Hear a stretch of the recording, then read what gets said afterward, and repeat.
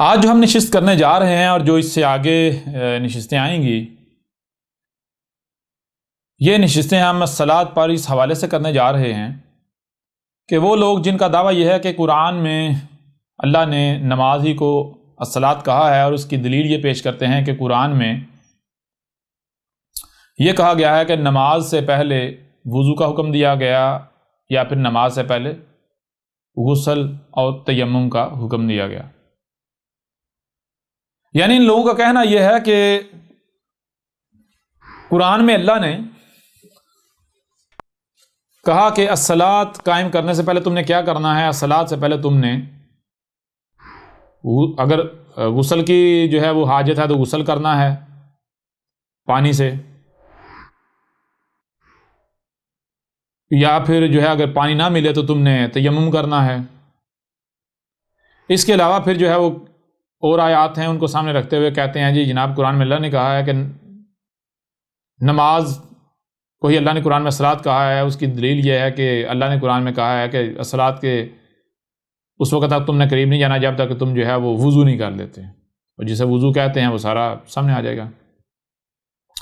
پھر اس کے علاوہ کہتے ہیں جی قرآن میں باقاعدہ 5 نمازوں کا ذکر ہے، تو جن آیات سے یہ اپنی طرف سے اوقات الصلاۃ جو ہے یہ اخذ کرتے ہیں، یا نماز کے اوقات اخذ کرتے ہیں، وہ آیات اور جن آیات سے یہ غسل، وضو یا تیمم وغیرہ ثابت کرتے ہیں، اور پھر اس کی بنیاد پر یا ان کی بنیاد پر نماز کو یہ صلاۃ قرار دیتے ہیں، ان تمام آیات کو آپ کے سامنے رکھیں گے، اور ان آیات کی بنیاد پر آج تک جو دجل و فریب دیا گیا، جو دھوکہ دیا گیا، اسے بھی چیک کر کے آپ کے سامنے رکھیں گے۔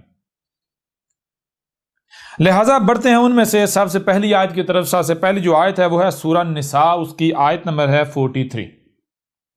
یا ایھا الذین آمنوا لا تقربوا الصلاۃ وانتم سکارى حتى تعلموا ما تقولون ولا جنبا الا عابر السبیل حتى تغتسلوا وان کنتم مرضى او على سفر او جاء احد منکم من الغائط او لمستم النساء فلم تجدوا ماء فتیمموا صعیدا طیبا فامسحوا بوجوہکم وایدیکم ان اللہ کان عفوا غفورا۔ یہ آیت ہے، سب سے پہلے ہم اس آیت کے جو تراجم ہیں وہ آپ کے سامنے رکھیں گے، اس کے بعد پھر ہم جو ہے وہ آگے بات کریں گے۔ یہ سب سے پہلے ترجمہ ہے فتح محمد جالندری کا، لکھا ہے مومنو، جب تم نشے کی حالت میں ہو تو جب تک ان الفاظ کو جو منہ سے کہو سمجھنے نہ لگو نماز کے پاس نہ جاؤ، اور جنابت کی حالت میں بھی نماز کے پاس نہ جاؤ جب تک کہ غسل نہ کر لو۔ ہاں اگر بحالت سفر رستے چلے جا رہے ہو اور پانی نہ ملنے کے سبب غسل نہ کر سکو تو تیمم کر کے نماز پڑھ لو، اور اگر تم بیمار ہو، سفر میں ہو، یا تم میں سے کوئی بیت الخلاء سے ہو کر آیا ہو، یا تم عورتوں سے ہم بستر ہوئے ہو اور تمہیں پانی نہ ملے تو مٹی لو اور منہ اور ہاتھوں پر مسح کر کے تیمم کر لو، بے شک خدا معاف کرنے والا اور بخشنے والا ہے۔ اب یہ اگلا ترجمہ ہے احمد رضا خان بریلوی کا۔ اے ایمان والو، نشہ کی حالت میں نماز کے پاس نہ جاؤ جب تک کہ اتنا ہوش نہ ہو کہ جو کہو اسے سمجھو، اور نہ ناپاکی کی حالت میں بے نہائے مگر مسافری میں، اور اگر تم بیمار ہو یا سفر میں، یا تم میں سے کوئی قضائے حاجت سے آیا ہو، یا تم نے عورتوں کو چھوا اور پانی نہ پایا تو مٹی سے تیمم کر لو، پاک مٹی سے تیمم کرو تو اپنے منہ اور ہاتھوں کا مسح کرو، بے شک اللہ معاف کرنے والا اور بخشنے والا ہے۔ پھر اگلا ترجمہ ہے جناب ابو العلا مودودی کا، لکھتے ہیں اے لوگو جو ایمان لائے ہو، جب تم نشے کی حالت میں ہو تو نماز کے قریب نہ جاؤ۔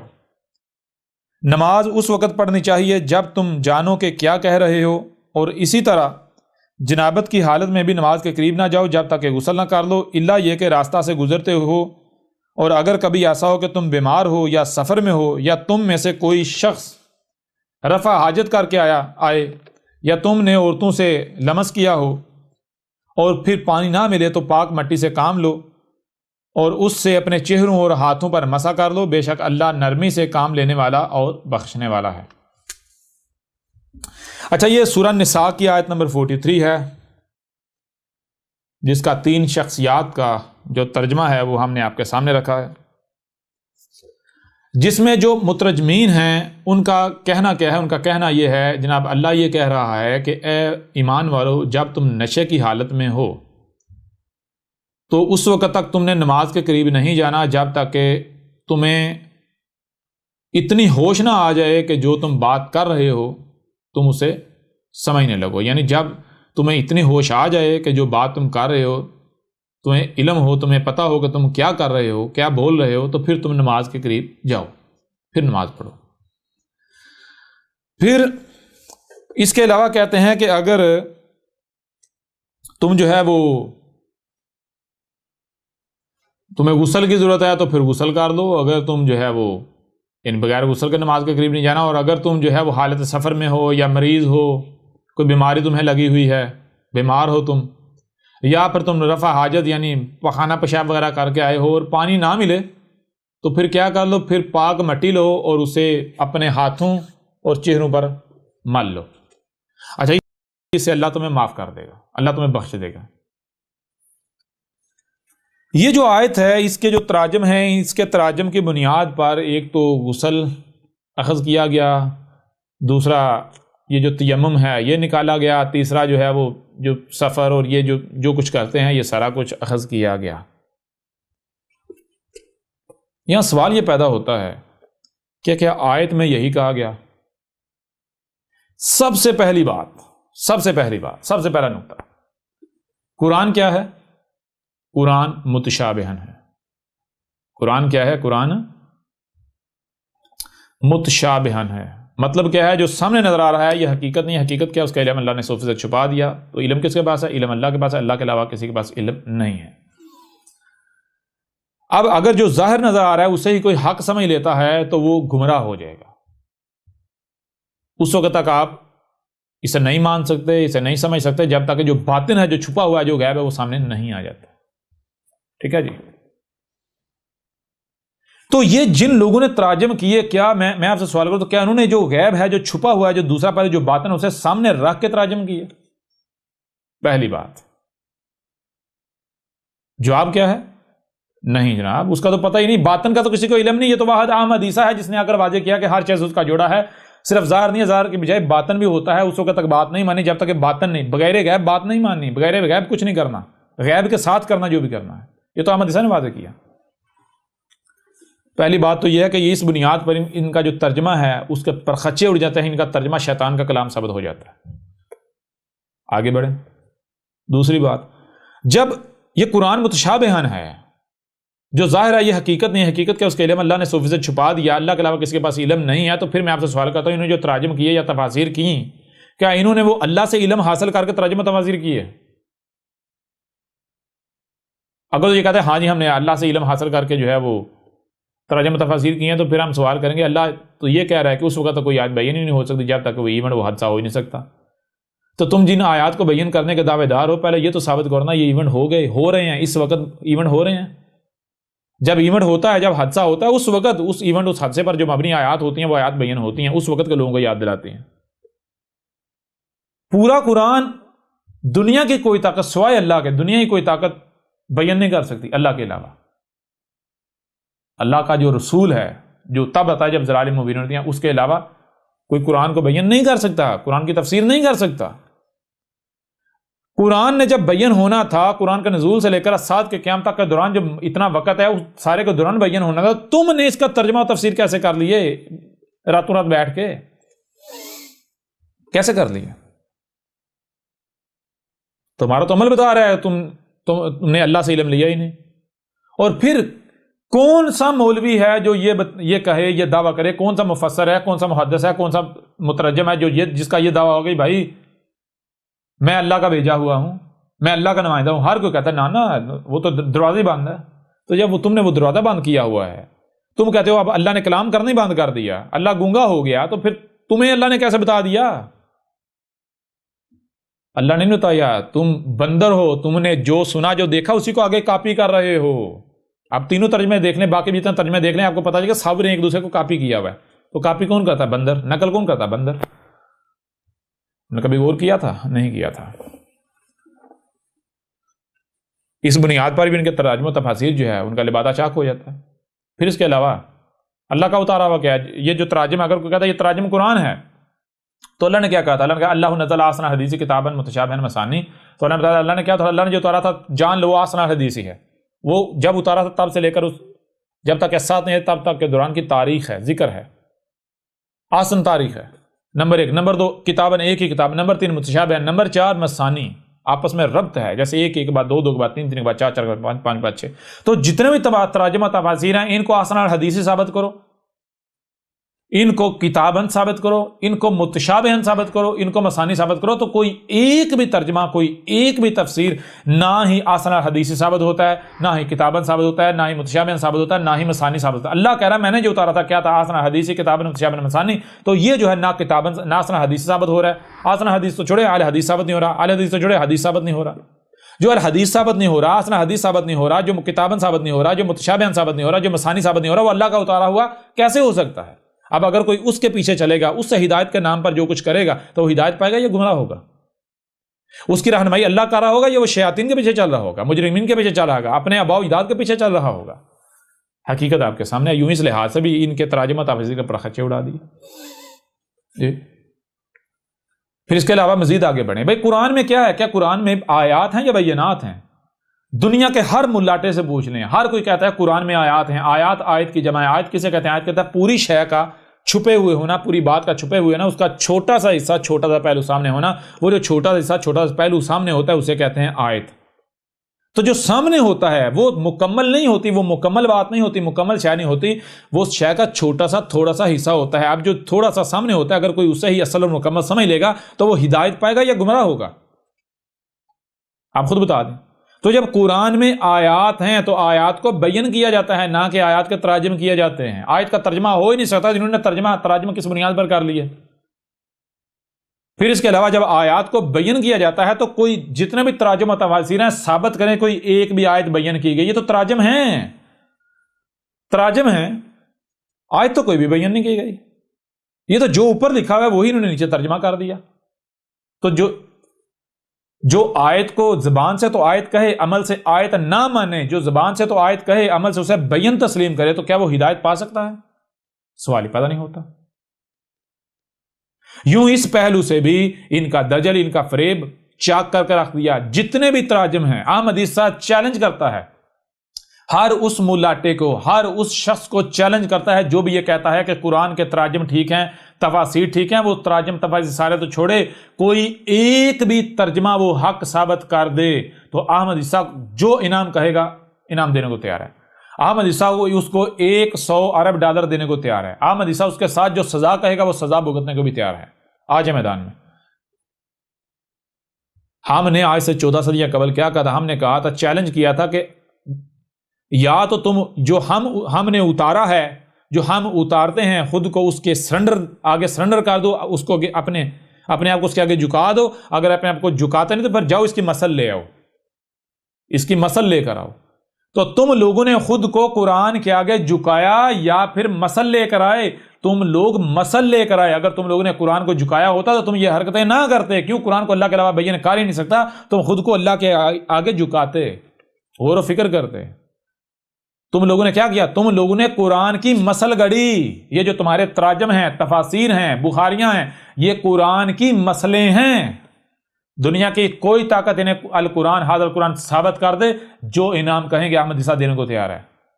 اور جو بھی ان تراجم و تفاسیر کو حق مانتے ہیں، جان لے وہ اپنے ملاٹوں کے پیچھے چل رہے ہیں، شیاطین کے پیچھے چل رہے ہیں۔ یہ تراجم و تفسیر اللہ کا کلام نہیں ہے، یہ جہالت ہے، گمراہیاں ہیں، یہ شیاطین کا کلام ہے۔ یہ جتنے بھی تراجم و تفسیر ہیں ان کو ملاٹوں کی جیب میں ٹھونسنا چاہیے، ان کو پکڑ کے آگ لگانی چاہیے، جتنے بھی ان کے تراجم و تفاسیر ہیں۔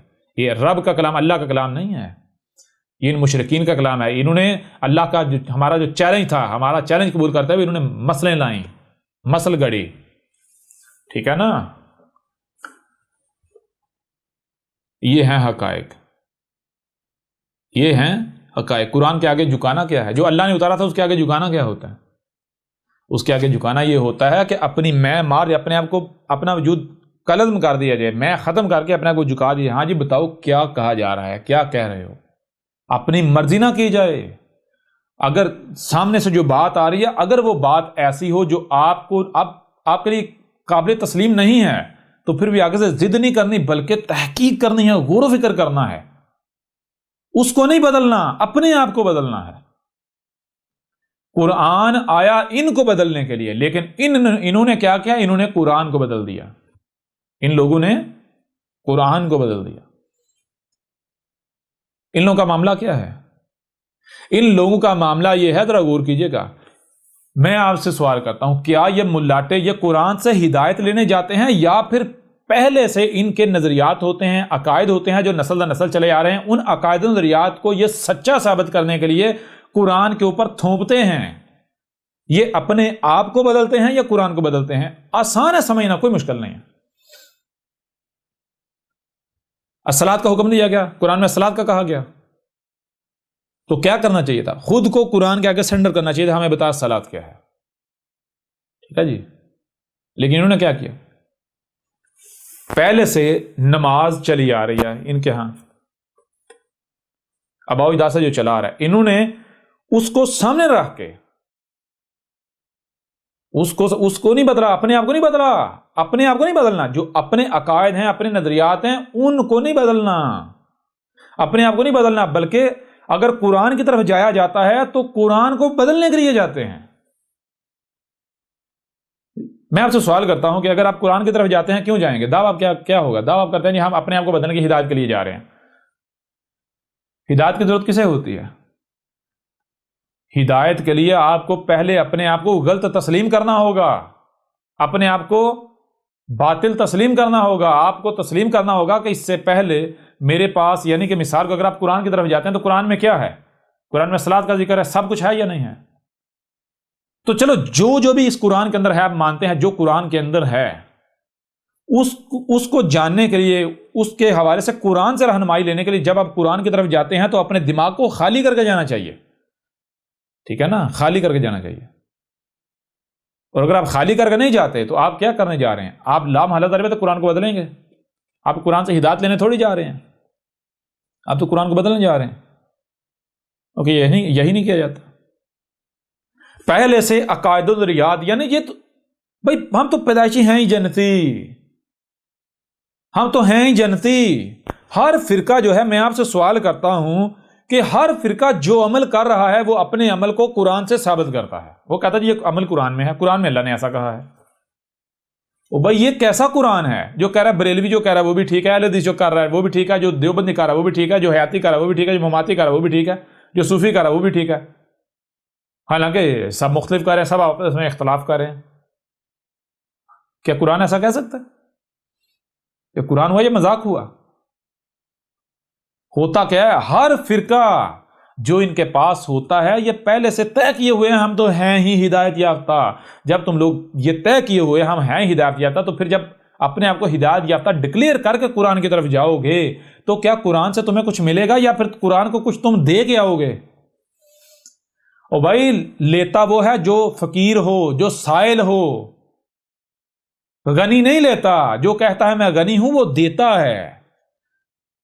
جب آپ قرآن کی طرف جاتے ہو کبھی آپ نے غور کیا آپ کا اعلان کیا ہوتا ہے، آپ کا دعویٰ کیا ہوتا ہے؟ کیا آپ یہ کہتے ہو کہ میں سائل ہوں، میں فقیر ہوں، مجھے چاہیے، یا پھر آپ کہہ رہے ہوتے ہو کہ میں غنی ہوں، میں خود کفیل ہوں، میں فقیر نہیں ہوں، میں ہوں ہی ہدایت یافتہ؟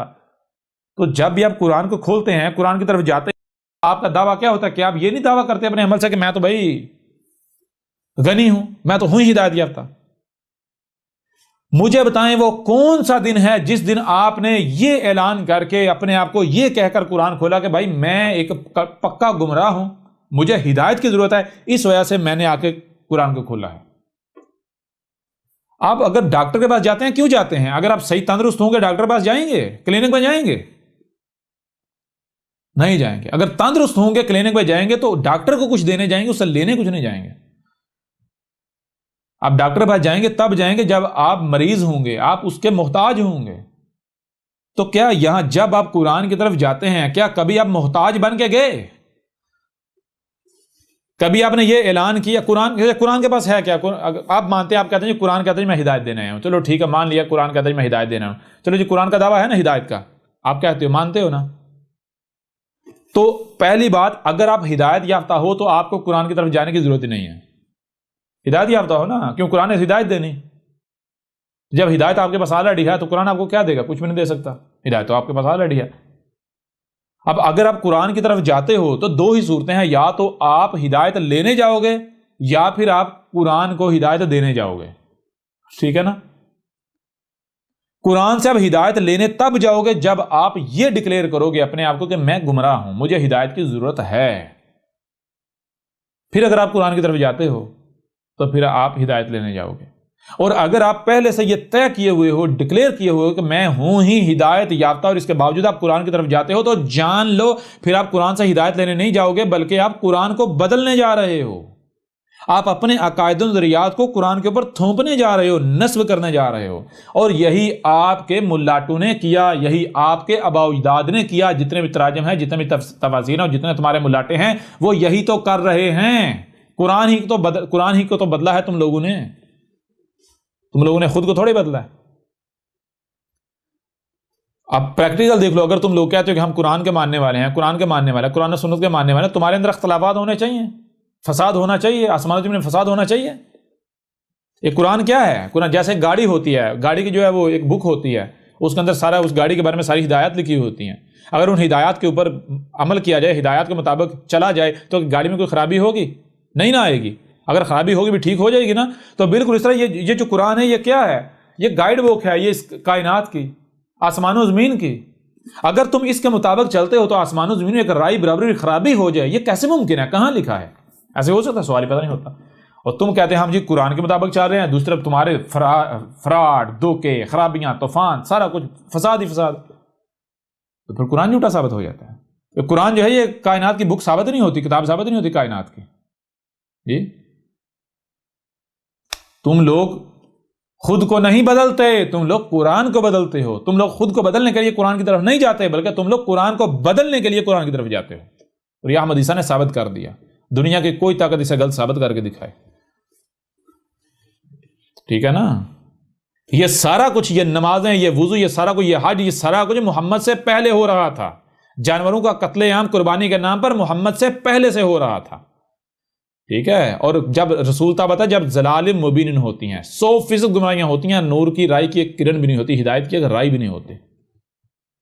رسول آ کر جو اس سے پہلے ہو رہا ہوتا ہے اس کی تصدیق نہیں کرتا بلکہ اس کے اوپر لکیر پھیر دیتا ہے، کہتا ہے یہ سب کا سب گمراہیاں ہیں.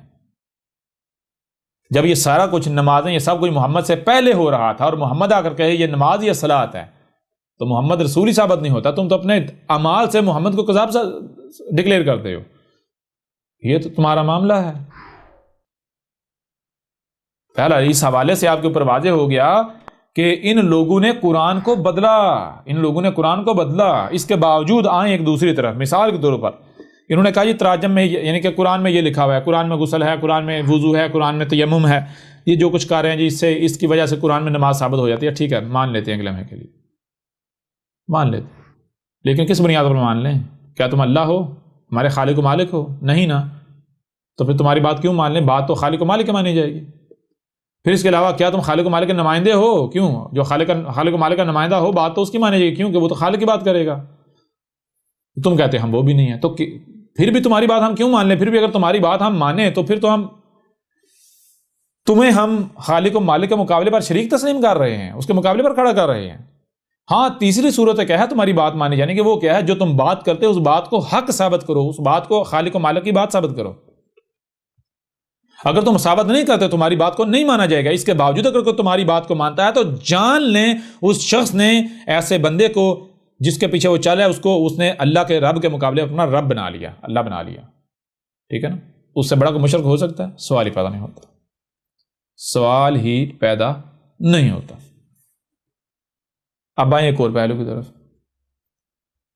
دیکھیں، یہ جو آپ کی نماز ہے، یا یہ جو وضو ہے، تیمم ہے، وضو ہے، یہ سارا کچھ نسل در نسل چلا رہا ہے، تواتر کے ساتھ چلا رہا ہے. تمہارے تراجمہ تفاسیر میں موجود ہے. تمہارے ملاٹے کہہ رہے ہیں، کلیم کر رہے ہیں، ہاں جی کر رہے ہیں. سب کے سب مسلمان انہیں مانتے ہیں. اسے حق کہتے ہیں. اس کے باوجود احمد عیسیٰ چیلنج کرتا ہے دنیا کی کوئی طاقت اس چیز کو ان کو قرآن سے ثابت کر دے، احمد عیسیٰ اپنی گردن کٹوا دے یا جو انعام کہیں گے وہ دینے کو تیار ہے۔ اس کے باوجود دنیا کی کوئی طاقت اس کو اللہ کی بات حق ثابت نہیں کر سکتی۔ یہ احمد عیسیٰ کا چیلنج ہے، ٹھیک ہے؟ پوری دنیا ایک طرف، احمد عیسیٰ اکیلا ایک طرف، پوری دنیا ایک طرف، تمہارا رب ایک طرف کھڑا ہے۔ اب آؤ اپنی بات کو حق ثابت کر کے دکھاؤ، آؤ دنیا کی کوئی طاقت احمد عیسیٰ کو غلط ثابت کر کے دکھائے، نہیں کر سکتے۔ وہ حق ہی کہاں جو عاجز آ جائے، وہ حق ہی کہاں جو باطل ثابت ہو جائے، کر کے دکھاؤ، آ جاؤ میدان میں، نہیں کر سکتے۔ اس طرح بائیں اگلی آیت کی طرف، یہ آیت ہے سورہ المائدہ کی 6، سورہ المائدہ کی 6 نمبر آیت ہے۔ یہ وہ آیت ہے جس آیت کی بنیاد پر کہا جاتا ہے کہ نماز کو دنیا کی کوئی طاقت غلط ثابت نہیں کر سکتی، نماز کے اصلاحات ہونے کا انکار نہیں کر سکتی۔ وجہ کیا ہے؟ وجہ یہ ہے، جناب کہتے ہیں کہ اس آیت میں وضو کا حکم دیا گیا ہے، اور وضو جو ہے وہ نماز سے پہلے ہی کیا جاتا ہے، ٹھیک ہے جی؟ تو اب دیکھیں یہ جو سورہ المائدہ کی آیت نمبر 6 ہے، اس سے ان کی نماز کا دجل کیسے چاک کیا جاتا ہے۔ یا ایھا الذین آمنوا اذا قمتم الی الصلاۃ فاغسلوا وجوہکم وایدیکم الی المرافق وامسحوا برؤوسکم وارجلکم الی الکعبین وان کنتم جنبا فطہروا وان کنتم مرضی او علی سفر او جاء احد منکم من الغائط او لمستم النساء فلم تجدوا ماء فتیمموا صعیدا طیبا فامسحوا بوجوہکم وَأَيْدِيكُمْ مِنْهُ مَا يُرِيدُ اللَّهُ لِيَجْعَلَ عَلَيْكُمْ مِنْ حَرَجٍ وَلَكِنْ يُرِيدُ لِيُطْهِرَكُمْ وَلِيُتِمَّ نِعْمَتَهُ عَلَيْكُمْ لَعَلَّكُمْ تَشْكُرُونَ۔ اچھا، اس آیت کا ترجمہ کیا کہتا ہے یہ بھی آپ کے سامنے رکھ دیتے ہیں۔ پہلے ترجمہ ہے فتح محمد جلندری کا، مومنو جب تم نماز پڑھنے کا قصد کیا کرو تو تم منہ اور کوہنیوں تک ہاتھ دھو لیا کرو اور سر کا مسح کر لیا کرو، ٹہنوں تک پاؤں دھو لیا کرو۔ اگر نہانے کی حاجت ہو تو نہا کر پاک ہو جایا کرو، اور اگر بیمار ہو یا سفر میں ہو یا کوئی تم میں سے بیت الخلاء سے ہو کر آیا ہو یا تم عورتوں سے ہم بستر ہوئے ہو اور تمہیں پانی نہ مل سکے تو پاک مٹی لو اور اس سے منہ اور ہاتھوں کا مسح کر لو، یعنی تیمم کر لو۔ خدا تم پر کسی طرح کی تنگی نہیں کرنا چاہتا، بلکہ یہ چاہتا ہے کہ تمہیں پاک کرے اور اپنی نعمتیں تم پر پوری کرے تاکہ تم شکر کرو۔ اچھا، آگے ترجمہ ہے فتح احمد عطا خان بریلوی کا۔ اے ایمان والو جب نماز کے لیے کھڑے ہونا چاہو، اے ایمان والو جب نماز کو کھڑے ہونا چاہو تو اپنا منہ دھو اور کوہنیوں تک ہاتھ اور سروں کا مسح کرو اور گٹوں تک پاؤں دو، اور اگر تمہیں نہانے کی حاجت ہو تو خوب ستھرے ہو لو، اور اگر تم بیمار ہو یا سفر میں ہو یا تم میں سے کوئی قضائے حاجت سے آیا یا تم نے عورتوں سے صحبت کی اور ان صورتوں میں پانی نہ پایا، مٹی سے تیمم کرو تو اپنے منہ اور ہاتھوں کا اس سے مسح کرو۔ اللہ نہیں چاہتا کہ تم پر کچھ تنگی رکھے، ہاں یہ چاہتا ہے کہ تمہیں خوب ستھرا کر دے اور اپنی نعمت تم پر پوری کر دے تاکہ کہیں تم احسان مانو۔ آگے ابو علا مودودی کا ترجمہ ہے، اے لوگو جو ایمان لائے ہو جب تم نماز کے لیے اٹھو تو چاہیے کہ اپنے منہ اور ہاتھ کوہنیوں تک دھو لو، سروں پر ہاتھ پھیر لو اور پاؤں ٹہنوں تک دھو لیا کرو۔ اگر جنابت کی حالت میں ہو تو نہا کر پاک ہو جاؤ، اگر بیمار ہو یا سفر کی حالت میں ہو یا تم میں سے کوئی شخص رفع حاجت کر کے آئے یا تم نے عورتوں کو ہاتھ لگایا ہو یا پانی نہ ملے تو پاک مٹی سے کام لو، بس اس پر ہاتھ مار کر اپنے منہ اور ہاتھوں پر پھیر لیا کرو، اور اللہ تم پر زندگی کو تنگ نہیں کرنا چاہتا مگر وہ چاہتا ہے کہ تمہیں پاک کرے اور اپنی نعمت تم پر تمام کر دے، شاید کہ تم شکر گزار بنو۔ اچھا، تراجم کے نام پر شیاطین کا کلام آپ کے سامنے ہے، جس سے نماز سے پہلے وضو کو ثابت کیا جانے کا دعویٰ ہے، پھر اسی کی بنیاد پر نماز کو ہی الصلاۃ قرار دیا جاتا ہے جی، اور پھر یہ دعویٰ کیا جاتا ہے کہ ان آیات کی موجودگی میں نماز کو دنیا کی کوئی طاقت جو ہے وہ نماز کا صلاۃ ہونے کا رد نہیں کر سکتی، دنیا کی کوئی طاقت۔ یعنی اگر ان کا وضو جو ہے، ان کا تیمم جو ہے، یہ جو کچھ انہوں نے گڑھا ہے تراجم و تفاسیر کے نام پر جو نسل چلا آ رہا ہے، اگر آیات میں ایسا کچھ ثابت ہی نہیں ہوتا تو ان کے اپنے بقول، ان کے اپنے دعوے کے مطابق ان کی نماز کے پر خدشے اڑ جاتے ہیں، نماز کی بنیاد فضول اور جہالت ثابت ہو جاتی ہے۔ اور یہ آپ کے اوپر واضح ہو چکا. پیچھے جو اصول اور قوانین آپ کے اوپر واضح کیے, پیچھے جو حق آپ کے اوپر واضح کیا, اس کی بنیاد پر ان کو تو یہ پتہ ہی نہیں ہے قرآن کیا ہے, تو یہ کیسے قرآن میں یہ سب کچھ ہے؟ قرآن تو یہ سب ہے ہی نہیں. اور احمد عیسیٰ نے چیلنج کیا, یوں اس بنیاد پر ان کی نماز کو تو پرخچے اڑ جاتے ہیں, ان کی نماز تو بے بنیاد اور باطل ثابت ہو جاتی ہے. ایسی بھی اور آیات ہیں, ان پر بھی بات کریں گے, لیکن پہلے اب ان دو آیات کے اوپر ہم بات کرتے ہیں. ٹھیک ہے, آ جائیں پہلی آیت کی طرف. یا ایھا الذین آمنوا لا تقربوا الصلاۃ وانتم سکارى حتى تعلموا ما تقولون. یہاں بات کیا کی جا رہی ہے؟ یا ایھا الذین آمنوا, سب سے پہلی بات, اے وہ لوگو, اے وہ جو ہماری بات کو یعنی اللہ کی بات کو مان رہے ہو, جو بات کو مان رہے ہیں وہ کیا کریں؟ لا تقربوا, وہ قریب بھی نہیں جا رہے. الصلاۃ, جو الصلاۃ تھی, کیونکہ ان کو پتہ ہے جسے ہم صلاۃ سمجھ رہے ہیں یہ صلاۃ نہیں ہے, جسے لوگ صلاۃ کہہ رہے ہیں یہ صلاۃ نہیں ہے. صلاۃ تو ہم نے اس کو تھا کیا ہوا ہے, وہ بھی دور ہے. ٹھیک ہے نا, اس کو ہم نے سمجھنا ہے. کیوں کہا, یعنی کیوں قریب نہیں جاتا, یا کیوں کہا قریب نہیں جانا؟ وَأَنْتُمْ سُكَارَى, اور تم اس حالت میں ہو کہ تمہیں یہ علم ہی نہیں کہ جو تم عمل کرنے جا رہے ہو, جو تم عمل کر رہے ہو وہ ہے کیا. حَتَّى تَعْلَمُوا مَا تَقُولُونَ, اس وقت تک قریب نہیں جا رہے, یا اس وقت تک قریب نہیں جانا جب تک کہ تمہیں یہ علم حاصل نہیں ہو جاتا, جب تک کہ تم یہ علم حاصل نہیں کر رہے کہ جو تم کہہ رہے ہو وہ اصل میں ہے کیا. یعنی تم سے پوچھا کیا کر رہے ہو, ہم تو صلاۃ قائم کریں, آپ سے پوچھا صلاۃ ہے کیا, اس کے فائدے کیا ہیں, اس کے نقصانات کیا, آپ کے پاس کوئی جواب نہیں ہوگا. لہٰذا اس وقت تک صلاۃ کے قریب نہیں جانا جب تک کہ تمہارے اوپر واضح نہ ہو جائے مکمل طور پر کہ صلاۃ ہے کیا. کیوں؟ کیونکہ صلاۃ ہے ہی ایسی چیز کہ اگر بغیر علم کے یا بغیر اس مقام پر پورے اترے آپ قائم کرنے کی کوشش کرتے ہیں, یا صلاۃ کے نام پر جو بھی کریں گے آپ فساد ہی کریں گے. ٹھیک ہے نا. تو بہرحال یہاں جو ایک اور بات ہے وہ یہ بات بتا دی کہ جو اللہ کی بات مان رہے ہیں, جو اللہ کی بات مان رہے ہیں وہ کون سے ہیں؟ وہ لوگ ہیں جو اس وقت تک صلاۃ کے قریب نہیں جا رہے جب تک کہ وہ صلاۃ کے بارے میں مکمل علم حاصل نہیں کر رہے. ٹھیک ہے. اور جو اللہ کی بات نہیں مان رہے, جو اللہ کی بات کا کفر کر رہے ہیں, وہ کون سے ہیں؟ وہ جیسے ان کو کسی نے کہا بھائی نماز نہ گزرے, نماز پڑھو, تو وہ نماز یعنی کہ صلاۃ کے نام پر کچھ بھی کرنا شروع کر دیتے ہیں. یہاں پر ایک چیز تو واضح ہوگی, مومن اور کافر کون ہے, اللہ کی بات ماننے والے کون ہیں, قرآن کی ماننے والے کون ہیں, اور قرآن کا کفر کرنے والے کون ہیں. تو جتنے بھی مسلمان ہیں وہ سب سے پہلے تو اس آیت کے پہلے حصے کے اوپر, یعنی آیت کا جو پہلا حصہ, اس کو آئینہ بناتے ہوئے اپنے آپ کو جان کے کہاں آ رہے ہیں. کیا اللہ کی ماننے والوں میں سے آ رہے ہیں, یا پھر اللہ کی بات کا کفر کرنے والوں, انکار کرنے والوں میں سے آ رہے ہیں؟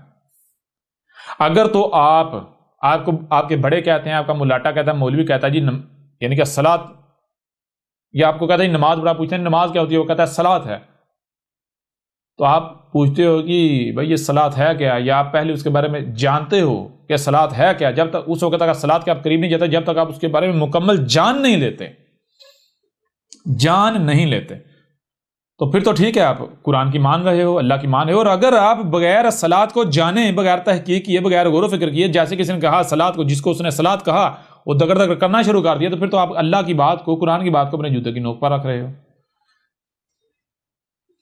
پھر آگے چیز, ولا جنوبا, وا اور لا, نہیں, قریب بھی نہیں جانا صلاۃ کے. کب؟ جنوبا, جب تک تم جنوب ہو. جنوب کسے کہتے ہیں؟ جنوب کو انگلش میں کہتا ہے امپیور ہونا. امپیور یعنی کہ آپ کی باڈی میں ابھی بھی جسم میں خبیث موجود ہے, آپ کو غسل کی ضرورت ہے. غسل کسے کہتا ہے؟ غسل کہتے ہیں اپنے آپ کو پیوریفائی کرنا. یہاں پر واضح ہوگا غسل کیا ہے, ابھی سب کچھ کھل کر واضح ہوگا. الا عابر السبیل, یہاں تک کہ وہ جو رستے ہیں, وہ طریقے جن رستوں پر عمل کرنے سے تم پیوریفائی نہیں ہو جاتے, یعنی اس وقت تک صلاۃ کے قریب نہیں جانا جب تک کہ اپنے آپ کو پیوریفائی نہیں کر لیتے. تو پیوریفائی کرنے کے لیے جو طریقہ اختیار کیا جانا ہے, جو طریقے ہیں ان میں سے جو طریقہ تمہارے لیے قابل عمل ہے, تو پہلے اس رستے پر چلنا ہے, اس سبیل, وہ طریقہ اختیار کرنا ہے, پہلے وہ کام کرنا ہے. کیا کرنا ہے؟ اپنے اندر سے جنب نکالنا ہے, امپیورٹی نکالنی ہے. جنب کسے کہتے ہیں؟ امپیورٹی کو. اپنے اندر سے امپیورٹی نکال کے اپنے آپ کو خالص پاک بنانا ہے, اپنے آپ کو پاک کرنا ہے. ٹھیک ہے جی, اپنے آپ کو پاک کرنا ہے. اب پاک کیسے ہوگے؟ حتیٰ یہاں تک کہ تغتسلوا، یہاں تک کہ تمہارا غسل نہیں ہو رہا. جب تک کہ تمہارا غسل نہیں ہو جاتا تب تک کہ تم نے صلاۃ کے قریب نہیں جانا. غسل کیا ہے؟ اچھا غسل کیا ہے آگے اگر دیکھیں تو انہوں نے اسی آیت سے یا ان آیات سے اخذ کیا ہوا ہے کہ غسل کہتے ہیں نہانے کو. اور یہ نہانے کا مطلب کیا ہے؟ یعنی غسل کا مطلب کیا ہے؟ کہتے ہیں غسل سے بندہ پاک ہو جاتا ہے. غسل سے کیا ہوتا ہے؟ بندہ پاک ہو جاتا ہے.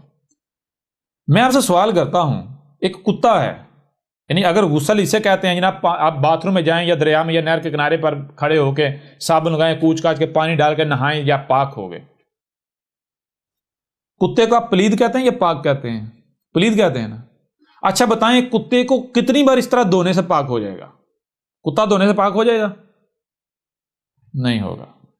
جسے آپ خنزیر کہتے ہیں، سور، پلید کہتے ہیں نا، خبیث کہتے ہیں نا، خبیث کہتے ہیں نا، نجس کہتے ہیں نا. بتائیں کتنی بار اس کو باہر سے دھونے سے پاک ہو جائے گا؟ بتائیں ذرا. ہوئے گا؟ نہیں ہوگا. آپ کو بتایا اگر غسل کرنا ہے تو وہی بات، سب سے پہلے قانون ہر شے کا اس سے جوڑا ہے.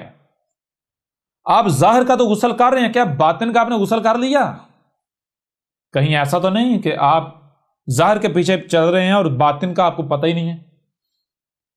اگر آپ ظاہر کا غسل کرتے ہیں باطن کا غسل ہوتا ہی نہیں تو وہ غسل ہوگا؟ سوال ہی پیدا نہیں ہوتا. او بھائی غسل کیا ہے؟ ذرا غور کرو. غسل کہتے ہیں اپنے آپ کو پیوریفائی کرنا، اپنے آپ کو صاف کرنا. تو میں آپ سے سوال کرتا ہوں، اگر آپ اندر سے گندے ہیں تو باہر سے جتنا یہ اپنے آپ کو کوچ لیں دھو لیں آپ صاف ہو جائیں گے؟ غسل ہو جائے گا؟ جی ہو جائیں گے. آپ کے اوپر واضح کیا غسل کیسے کرنا ہے، پانی سے. ماءن ہے، ماءن، مائن نہیں ہے. جتنے بھی پانی ہے ماءن، پانی کو پیچھے سے پیچھے لے کر جاؤ. کون سا پانی ہے جس سے تم نے غسل کرنا ہے؟ اس سے سب سے پہلے آپ اس وقت تک اپنے آپ کو پیوریفائی نہیں کر سکتے جب تک کہ آپ اپنے آپ کو جان نہیں لیتے آپ کی باڈی ہے کہ آپ کے اندر گند کیا ہے. شے کو دھو کر صاف کرنا کیا کب ضرورت پیش آتی ہے؟ جب شے کے ساتھ کوئی دوسری شے جڑ جاتی ہے، مل جاتی ہے، ملاوٹ ہو جاتی ہے، گند آ جاتا ہے. آپ اس وقت تک اپنے آپ کو صاف کر ہی نہیں سکتے جب تک کہ آپ کو یہ نہ علم ہو کہ بھائی آپ کے جسم کے اندر گند کون سا ہے، صاف شے کون سی ہے اور گند کیا ہے. اس کے لیے سب سے پہلے آپ کو اپنے آپ کو جاننا ہوگا، اپنی تخلیق کو جاننا ہوگا. جب آپ اپنی تخلیق کو جانیں گے پھر آپ کو پتا چلے گا آپ ایک کیمسٹری کا فارمولہ ہیں. زمین کے عناصر سے وجود میں آئے ہیں، ہر عنصر کے اندر اپنی صلاحیتیں ہیں. جب وہ عناصر آگے یعنی وہ کوئی شے صورت اختیار کرتے ہیں تو اسی کے مطابق پھر عمل ہوتا ہے، اسی کے مطابق وہ شے عمل کرتی ہے. وہ عناصر کیسے، زمین کے عناصر کیسے پروسیس ہو کر تو آپ بنے ہیں، آپ کا وجود بنا ہے. ان عناصر کو پانی کے ذریعے آپ کی باڈی میں لایا گیا ہے. سیب، سبزیاں، پھل فروٹ کیا یہ پانی ہے. پانی کو اس طرح منجمد کر کے اس کے اندر ان عناصر کو رکھا گیا ہے. ٹھیک ہے، اسی قرآن میں واضح کر دیا. جان لو کس پانی سے غسل کرنا ہے، کیسے غسل کرنا ہے. بتایا کہ ہم نے تمہیں پانی سے خلق کیا ہے، ہم نے تمہیں زمین کے عناصر سے خلق کیا ہے. اگر صرف پانی آپ اپنے اوپر ڈالتے ہیں، زمین کے عناصر کو نہیں گزارتے تو پاک ہوں گے، آپ صاف ہوں گے؟ سوال ہی پتہ نہیں ہوتا. آپ کو نہ صرف پانی سے بلکہ زمین کے عناصر سے خلق کیا ہے تو کیا کرنا ہے؟ غور کیجئے گا کیسے خلق کیا ہے. آپ جب غور کریں گے آپ کو بالکل کھل کر واضح ہو جائے گا. ہاں بھائی پانی جو ہے وہ سمندر سے بخارات بن کے اڑتا ہے، بادلوں کی صورت میں برستا ہے، وہ پھر پانی جہاں گرتا ہے وہاں پر نباتات، وہ پانی نباتات کی صورت میں نکلتا ہے. وہ نباتات جو ہیں ان سے جاندار اور ہم بنتے ہیں. اس طرح پانی سے آپ کی باڈی جو ہے 70% سے زیادہ آپ کی باڈی میں پانی ہے، اس سے بھی زیادہ پانی ہے. جی غور تو کریں. ایک پھل ہے، سبزی ہے، ٹماٹر ہے، وہ کیا ہے؟ وہ سارے پانی کا مرکب ہے. تو تھوڑے سے اس میں عناصر ہوتے ہیں، ان عناصر نے پانی کو ٹماٹر بنایا ہوا ہوتا ہے. ٹھیک ہے نا. اس وقت تک آپ اپنا غسل کر ہی نہیں سکتے جب تک کہ آپ اپنی تخلیق کو نہیں جان لیتے. سمندروں سے پانی اڑتا ہے بخارات بن کے، بادلوں کی صورت، بارشوں کی صورت میں برستا ہے، وہاں سے پھر کیا ہوتا ہے؟ نباتات کی صورت میں نکلتا ہے. پانی نباتات کی صورت اختیار کرتا ہے. رزق کی صورت اختیار کرتا ہے. جب آپ اس رزق کو کھاؤ گے تو جو پہلے والا جسم ہے وہ ہر لمحے بکھر رہا ہے، ڈیڈ سیل بکھر رہے ہیں، نئے بن رہے ہیں. تو نیا رزق آپ کھاتے ہیں، نئے رزق سے آپ کا جسم بنتا ہے، پہلے والا جسم بکھرتا چلا جاتا ہے. تو جب آپ جو یعنی طیب رزق ہے، پانی بہار سے بن کے اڑ رہا ہے، اور وہ یعنی کہ جہاں سے نیچر سے جہاں پانی آ رہا ہے، نیچر جہاں بارشیں برسا رہی ہے، ان بارشوں سے جو رزق نکلتا ہے، جو باغات اگتے ہیں ان کے اوپر جو پھل جو ثمرات اگتے ہیں، جو رزق ہوتا ہے وہ ہوتا ہے طیب پانی، وہ ہوتا ہے ماءن. تو آپ نے اس پانی سے اپنا غسل کرنا ہے. یعنی وہ فروٹس کھانے ہیں، وہ سبزیاں کھانی ہیں، وہ نباتات کھانی ہے طیب. جب وہ طیب نباتات کھائیں گے طیب، تو آپ کی باڈی پیوریفائی ہو جائے گی. باہر سے دھونے سے کچھ نہیں ہوگا جب تک کہ اندر نہیں دھوئیں گے. ٹھیک ہے نا.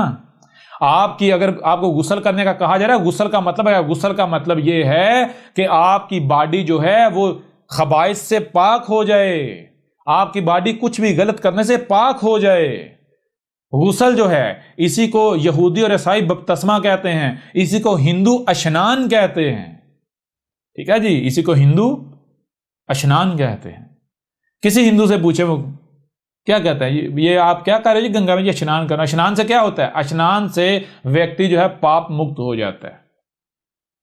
یعنی اشنان کرنے سے ایک بندہ، غسل کرنے سے بندہ جو ہے وہ سن لیس ہو جاتا ہے. یہودیوں اور عیسائیوں سے پوچھیں، جب بپتسمہ وہ دیتے ہیں یا لیتے ہیں، بپتسمہ جسے آپ نہانا کہتے ہیں، وہ ان کے ہاں یعنی وہ پادری پانی لے کر آتا ہے کسی چشمے سے، کسی جھیل سے، کسی یعنی دریا سے، وہ پانی لے کر آتا ہے، وہ پادری آپ کو نہلاتا ہے اور کہتا ہے اے میرے بیٹے اب تو سن لیس ہو گیا، تیرے پچھلے سارے دھل گئے، آگے بھی اب تو سن نہیں کرے گا، تو پاپ سن لیس ہو گیا. ٹھیک ہے، ایسا ہو سکتا ہے؟ باہر سے پانی ڈالنے سے ایسا ہو سکتا ہے؟ میں چھوٹی سی مثال آپ کے سامنے رکھتا ہوں، چھوٹی سی مثال آپ کے سامنے. ایک مشین، سلائی مشین کی مثال ہے. سلائی مشین اگر اندر سے خراب ہو جاتی ہے، وہ صحیح عمل کرے گی؟ سلائی ٹھیک کرے گی؟ اگر مشین اندر سے خراب ہو جاتی ہے تو سلائی ٹھیک نہیں کرے گی. اب کیا ہے، اس وقت تک مشین سلائی ٹھیک نہیں کرے گی جب تک کہ مشین کا غسل نہیں ہو جاتا. اس وقت تک مشین سے کام نہیں لیا جائے گا، اس وقت تک مشین کو سلائی کے قریب بھی نہیں لے کر جایا جائے گا جب تک کہ مشین کا غسل نہیں کر دیا جاتا. مشین کا غسل کیسے ہوگا؟ مشین جس سے بنی ہے اسی سے غسل ہوگا. جو پرزا اس کے اندر خراب ہوا بنا ہے، وہی پرزا اور اسی سے بنا ہوا پرزا اس مشین سے نکال کر اس کی جگہ پر نیا انسٹال کیا جائے گا. اسے کہتے ہیں غسل. ٹھیک ہے جی. غسل کسے کہتے ہیں؟ غسل کہتے ہیں ایک خراب، یعنی کہ جسے آپ آسان الفاظ میں کہتے ہیں یا انگلش میں کہتے ہیں کہ خراب شے کو صحیح سے ریپلیس کر دینا. جیسے آپ کی مشین ہے، کوئی گاڑی ہے، اس کے اندر کوئی پرزا خراب ہو جاتا ہے تو غسل کہتے ہیں خراب پرزے کو ہٹا کے اس کی جگہ پر نیا پرزا لگا دینا، ریپلیس کر دینا. اسے کہتے ہیں غسل. تو جب تک آپ کی باڈی پیور نہیں ہے، امپیور ہے، خبیث ہے، غیر متوازن ہے، یہ جن عناصر سے بنی ہوئی ہے وہ عناصر غیر متوازن ہیں، وہ غیر اللہ کے رزق سے، مین میڈ رزق سے بنی ہوئی ہے، تو تب تک آپ جو بھی عمل کرو گے وہ فساد ہوگا، آسمان و زمین میں فساد ہوں گے. لہٰذا اس وقت تک کسی ایک بھی عمل کے یعنی صلاۃ کے قریب نہیں جانا جب تک کہ تم اپنے آپ کو پیوریفائی نہیں کر لیتے، اپنے غسل نہیں کر لیتے. غسل کیسے ہوگا؟ طیب رزق سے، ثمرات سے، باغات کا جو رزق ہے. ٹھیک ہے نا. اور غسل کے لیے پہلی شرط کہ پانی ہونا چاہیے. ٹھیک ہے نا. پانی کون سا؟ یہ پانی نہیں یہ جو نل سے نکل رہا ہے. ٹھیک ہے نا. یہ سبزیاں، یہ پھل فروٹ کیا ہیں؟ یہ پانی ہی تو ہے. اگر تو آپ کا جسم صرف پانی سے بنا ہے تو ٹھیک ہے، پانی سے دھل جائے گا. اگر پانی کے ساتھ زمین کے عناصر سے بنا ہے تو پھر وہ پانی جس کے اندر زمین کے عناصر بھی ہیں. ماءن ہے. ماء جو ہے جسے آپ پانی کہتے ہیں، اس کو پیچھے سے پیچھے لے کر جاؤ تو آپ کو پتا چلے گا پانی زمین پر آیا کیسے تھا. ماء کہتے کسے ہیں؟ ماء اس پانی کو نہیں کہتے، یہ اس پانی کا ایک حصہ ہے. ٹھیک ہے نا. اس کا ایک حصہ ہے، اس کا ایک جزء ہے جسے آپ پانی کہتے ہیں. یہ سمندروں میں اصل جسے قرآن ماء کہہ رہا ہے، ماءن کیا ہے؟ یہ جو پانی ہے اس کو پیچھے سے پیچھے لے کر جائیں، آپ کو پتا چلے گا یہ پانی آیا کہاں تھا. یہ زمین پر جو سب سے آخر میں 4 اقسام کے شہابیہ آئے، ان 4 اقسام کے شہابیہ جب ڈیکمپوز ہوئے گا تو ان کے اندر سے سب ایٹامک پارٹیکلز نکل کے تو ان کے ملنے سے پانی وجود میں آیا. یہ جو پانی جسے آپ کہتے ہیں ماءن کیا ہے؟ ماءن کہتے ہیں یہ جو جسے آپ پانی کہتے ہیں، یہ پلس زمین کے عناصر، ایلیمنٹس آف ارتھ، پلس یہ جو پانی جسے آپ کہتے ہیں، یعنی مان کہتے ہیں کسے؟ مان کہتے ہیں زمین کے تمام عناصر ایلیمنٹس جن کے اندر ہائیڈروجن بھی آتی ہے، آکسیجن بھی آتی ہے، کاپر بھی آتا ہے، سلور بھی آتا ہے، یعنی کہ یہ سارے، میگنیشیم بھی آتی ہے، جتنے جو ہیں جسے آپ پیریوڈک ٹیبل کہتے ہیں اس کے اندر دیکھیں کیا کچھ ہے. یہ ہے مان سے غسل کرنا ہے. یہ جو پانی ہے نا اس سے غسل نہیں کرنا، اس سے نہانا نہیں ہے. اس سے نہانے سے کیا فرق پڑے گا؟ جیسے آگے بڑھو گے سب کچھ واضح ہو جائے گا. تو یہ اس وقت تک الصلاۃ کے قریب نہیں جانا جب تک کہ تم غسل نہیں، اپنی باڈی کو پیوریفائی نہیں کر لیتے. وَإِن كُنتُمْ، اور اگر تم میں سے کوئی ایسا ہے مرضن، یعنی مرض لاحق ہے. مرض اب ایک قسم کا نہیں ہوتا، مرض کئی قسم کے ہوتے ہیں. مثال ایک مرض، یعنی مرض کی ہر شخص اس کا جوڑا ہے. مرض بھی دو قسم کے ہیں. ایک مرض تو یہ ظاہری، یعنی کہ یہ جو باڈی ہے، باڈی یہ مرض ہے، جسے آپ کہتے ہیں جسمانی مرض. دوسرا مرض سے اس کا جوڑا ہے روحانی مرض، جسے آپ روحانی مرض کہتے ہیں. ٹھیک ہے، وہ مرض جو آپ کے اندر جنم لیتا ہے، یعنی جو آپ کے اعمال کو خراب کرتا ہے. یہ جو باڈی کا مرض ہے یہ باڈی خراب کرتا ہے. تو جب یہ باڈی خراب، صرف باڈی خراب نہیں کرتا، آپ کے اعمال بھی خراب کر دیتا ہے. اصل میں مرض ہے کیا؟ مرض سب سے پہلے اندر جنم لیتا ہے، پھر اس کے بعد آپ کی باڈی، آپ کا جسم اسے اگل دیتا ہے، اسے جنم دے دیتا ہے. جیسے آج سے 5000 سال قبل کرشنا نے، اور 4000 سال سے تھوڑا پہلے رام نے کہا تھا، کرشنا نے بھی کہا تھا، کرشنا نے کہا تھا کہ جان لو پاپ جو ہے پہلے تمہارے اندر جنم لیتا ہے، پھر تمہارا جو جسم ہے، ٹھیک ہے نا، تمہارا جو شریر ہے یہ اس پاپ کو جنم دیتا ہے. ٹھیک ہے نا، اس پاپ کو جنم دیتا ہے. تو اگر تم کہتے ہو کہ میں پاپ لیس ہو جاؤں، اپنے باہر پر توجہ دیتے ہو، تو نہیں. اگر تم پاپ لیس ہونا چاہتے ہو، تم اگر پاپ مکت ہونا چاہتے ہو، تو جو تمہارا اندر ہے، اندر کو پاپ مکت کرو. اندر پاپ مکت کیسے ہوگا؟ اشنان کرنے سے، یعنی غسل کرنے سے. ٹھیک ہے نا. تو یہ جو نہانا ہے، اگر تو یہ باہر سے، یعنی باہر سے نہانا اندر سے صاف کر دیتا تو بات ختم. ٹھیک ہے جی. اب آپ کو پتا چلے گا کون زانی کی اتباع کرتے ہیں. جو ظاہر ہے اسی کے پیچھے چل رہے ہیں. یہ ہے علم، دنیا کی کوئی طاقت اسے غلط ثابت کرے. بہرحال تو یہ وَإِن كُنتُم مرضى، مرض جو ہے وہ مرض، ہر شخص اس کا جوڑا ہے، مرض سے بھی اس کا جوڑا ہے. مرض کون سا؟ ایک جسمانی مرض. تو ظاہر بات ہے جسمانی مرض لاحق ہوگا، آپ کے ہاتھ مفلوج ہوں گے، پاؤں مفلوج ہوں گے، ٹانگیں یا آنکھیں مفلوج، کان مفلوج ہوں گے، تو کیا آپ صحیح عمل کر سکیں گے؟ نہیں کر سکیں گے. لہٰذا پہلے اپنے مرض سے نجات حاصل کرنی ہے، پہلے یہ کام کرنا ہے. اس وقت تک الصلاۃ کے قریب نہیں جانا جب تک کہ یہ نہیں کر لیتے. پھر اس طرح مرض سے اس کا جوڑا دوسرا مرض کیا ہے؟ وہی جسے آپ روحانی مرض کہتے ہیں. روحانی مرض لگ جائے تو پھر بندے کا دنیا کا لالچ آ جاتا ہے، حسد، بغض، فراڈ، یہ سارا کچھ آ جاتا ہے، لالچ آ جاتا ہے، کمینگی آ جاتی ہے، دھوکہ پن آ جاتا ہے. تو ظاہر بات ہے جب آپ کے اندر یہ سارا کچھ ہوگا، تو آپ صحیح کام کرو گے. آپ تو لالچ، جہاں آپ کو لالچ نظر آئے گا وہی کریں گے، اپنے لالچ کے مطابق کریں گے جہاں آپ کو اپنا فائدہ نظر آئے گا. آپ اپنے لیے کریں گے، دوسرے کے لیے نہیں کریں گے. نیچر، رب کیا، آپ رب سے کلام کریں، رب سے پوچھیں رب کیا کرے. کائنات میں ہر مخلوق دوسرے کے لیے زندہ ہے، اپنے لیے نہیں. دوسرے کے لیے زندہ ہے. اگر آپ کو مرض لاحق ہو جائے تو پھر آپ اپنی فکر کرتے ہیں، اپنے لیے زندہ رہتے ہیں، اپنے لیے کرتے ہیں. ٹھیک ہے نا. جب آپ مرض سے پاک ہوں گے، آپ کا غسل ہوگا، تو پھر آپ دوسروں کے لیے جیئیں گے، اپنے لیے نہیں، دوسروں کے لیے، کائنات کے لیے جیئیں گے. ہاتھوں کا استعمال کائنات کے لیے کریں گے، آنکھوں کا استعمال کائنات کے لیے، کانوں کا، آنکھوں کا، دماغ کا، زبان کا، ٹانگوں کا، جو بھی دیا گا اس کا استعمال اپنے لیے نہیں، دوسروں کے لیے کریں گے، دوسرے آپ کے لیے کریں گے. ہو رہا؟ کلیئر نہیں ہو رہا؟ لیکن اگر آپ کے اندر مرض آ جائے گا، تو ساری بات ہے مرض کیسے کہ وہی بگاڑ پیدا ہو جانا. بگاڑ کیسے کہ جب آپ غیر متوازن رزق کھائیں گے تو آپ کا غیر متوازن باڈی بنے گی، اس سے یعنی کہ ظاہر بات ہے آپ کے اعمال بھی بگڑ جائیں گے، جسم بھی بگڑ جائے گا، دونوں چیزیں بگڑ گئی. ایک بندہ اگر جسمانی طور پر بیمار ہے، وہ پرفیکٹ نہیں ہے، تو اس کے عمل پرفیکٹ ہو ہی نہیں سکتے، جو چاہے کرے. ایک بندہ جو کہتا ہے میں بیمار ہوں، یہ بیماریاں لگی ہوئی ہیں، اور وہ کہے میں رسول ہوں، اس سے بڑا قضا بھی کوئی نہیں ہے. اور جب تیری باڈی خراب ہے تو عمل کیسے صحیح کر سکتا ہے؟ عمل تو اسی باڈی نے کرنے ہیں نا. بڑی عجیب بات ہے بھائی. کوئی مثال لے لیں، ایک سلائی مشین کی مثال لے لیں. سلائی مشین اندر سے خراب ہو جائے تو کیا صحیح سلائی کرے گی؟ سوال ہی پتہ نہیں ہوتا. اگر جسم بگڑتا ہے تو صرف جسم نہیں بگڑتا، پہلے اعمال بگڑتے ہیں.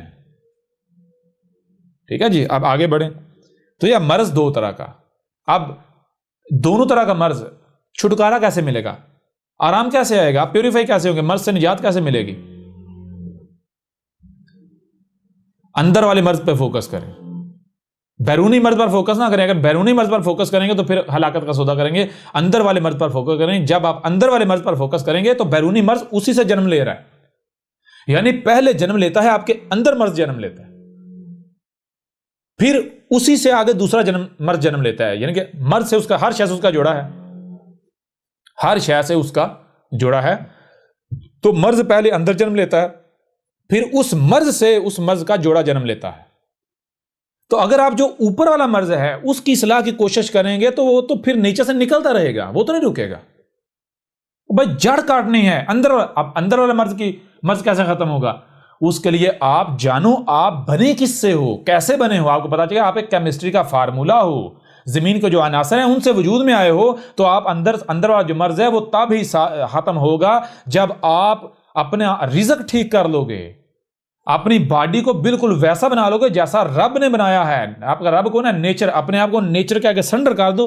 جو نیچر رزق فراہم کرے, جب وہ رزق کھاؤ گے وہیں اسی آب و ہوا میں انوائرمنٹ میں سانس لو گے, وہی کھاؤ گے, وہی پیو گے, وہی سنو گے, وہی دیکھو گے, وہی تمہارا جسم انرجی ابزارو کرے گا سورج وغیرہ سے, تو پھر تمہاری باڈی پیوریفائی ہو جائے گی, کوئی مرض نہیں رہے گا.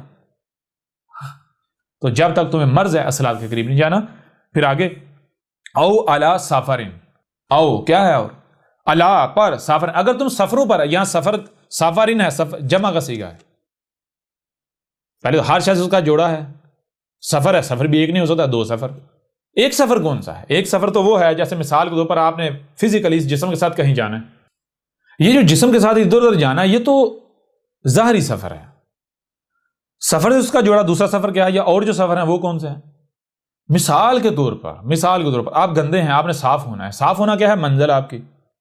تو جب تک آپ صاف ہو نہیں جاتے, یعنی منزل پر پہنچ نہیں جاتے, تو آپ سفر میں ہیں.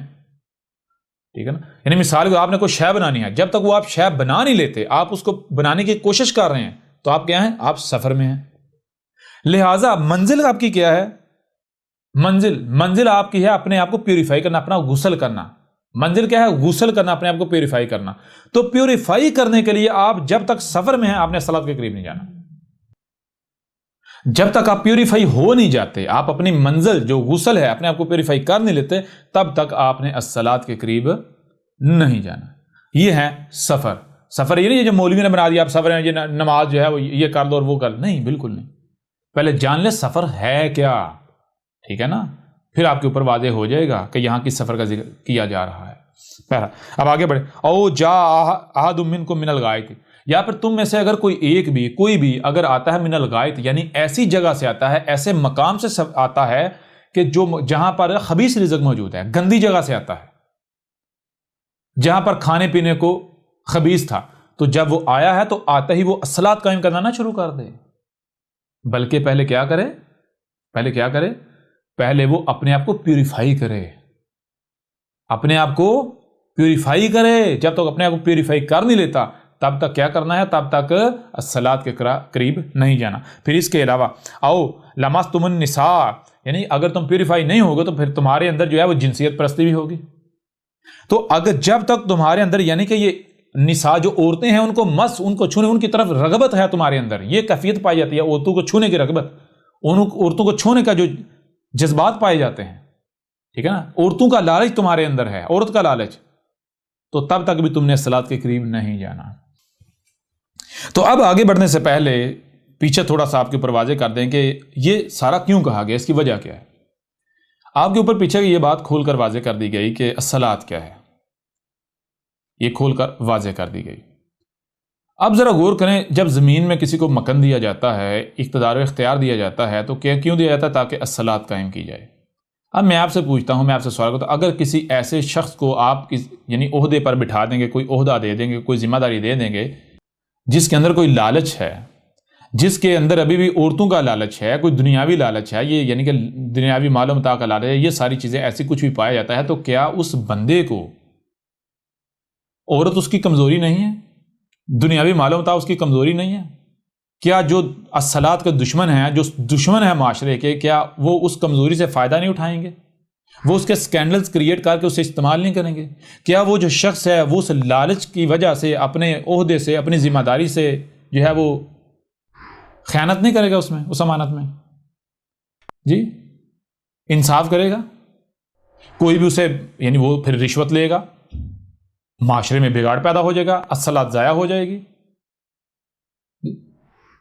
وہ عورتوں کی طرف رغبت رکھے گا، اس کو عورتوں کا لالچ دیا جائے گا۔ بات سمجھ آ رہی ہے نہیں آ رہی؟ میک سینس کر رہی ہے نہیں کر رہی؟ ہر چیز جڑ رہی ہے نہیں جڑ رہی؟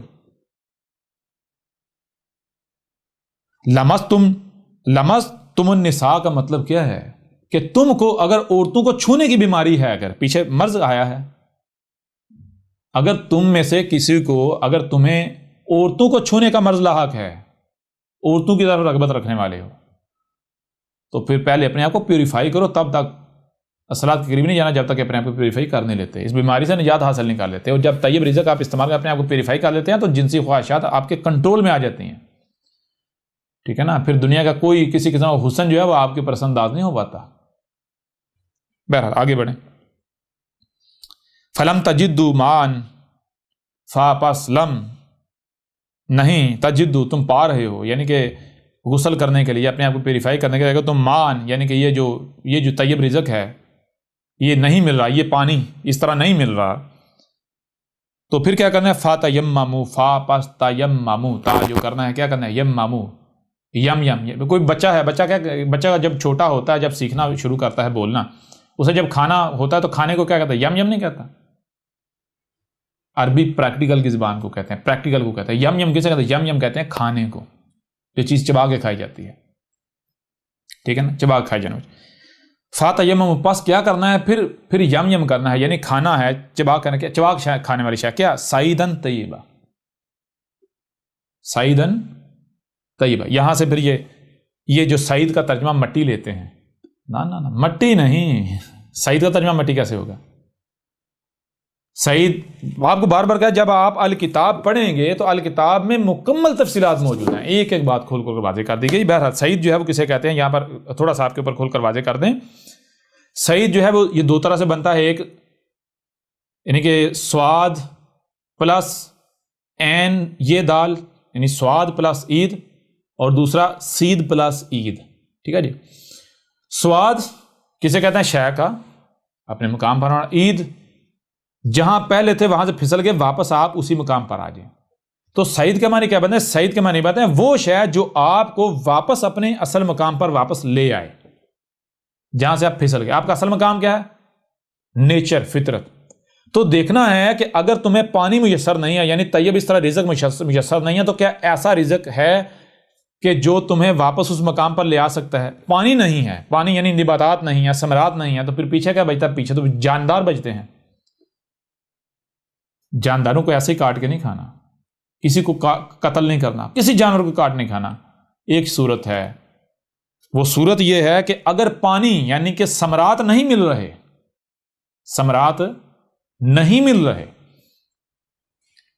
ثمرات نہیں مل رہے، پیچھے پانی کہا، آگے یم کہا۔ پانی جب پیتے ہیں تو کیا یم کرتے ہیں یا چھڑ ہوتا ہے، گٹ گٹ ہوتا ہے؟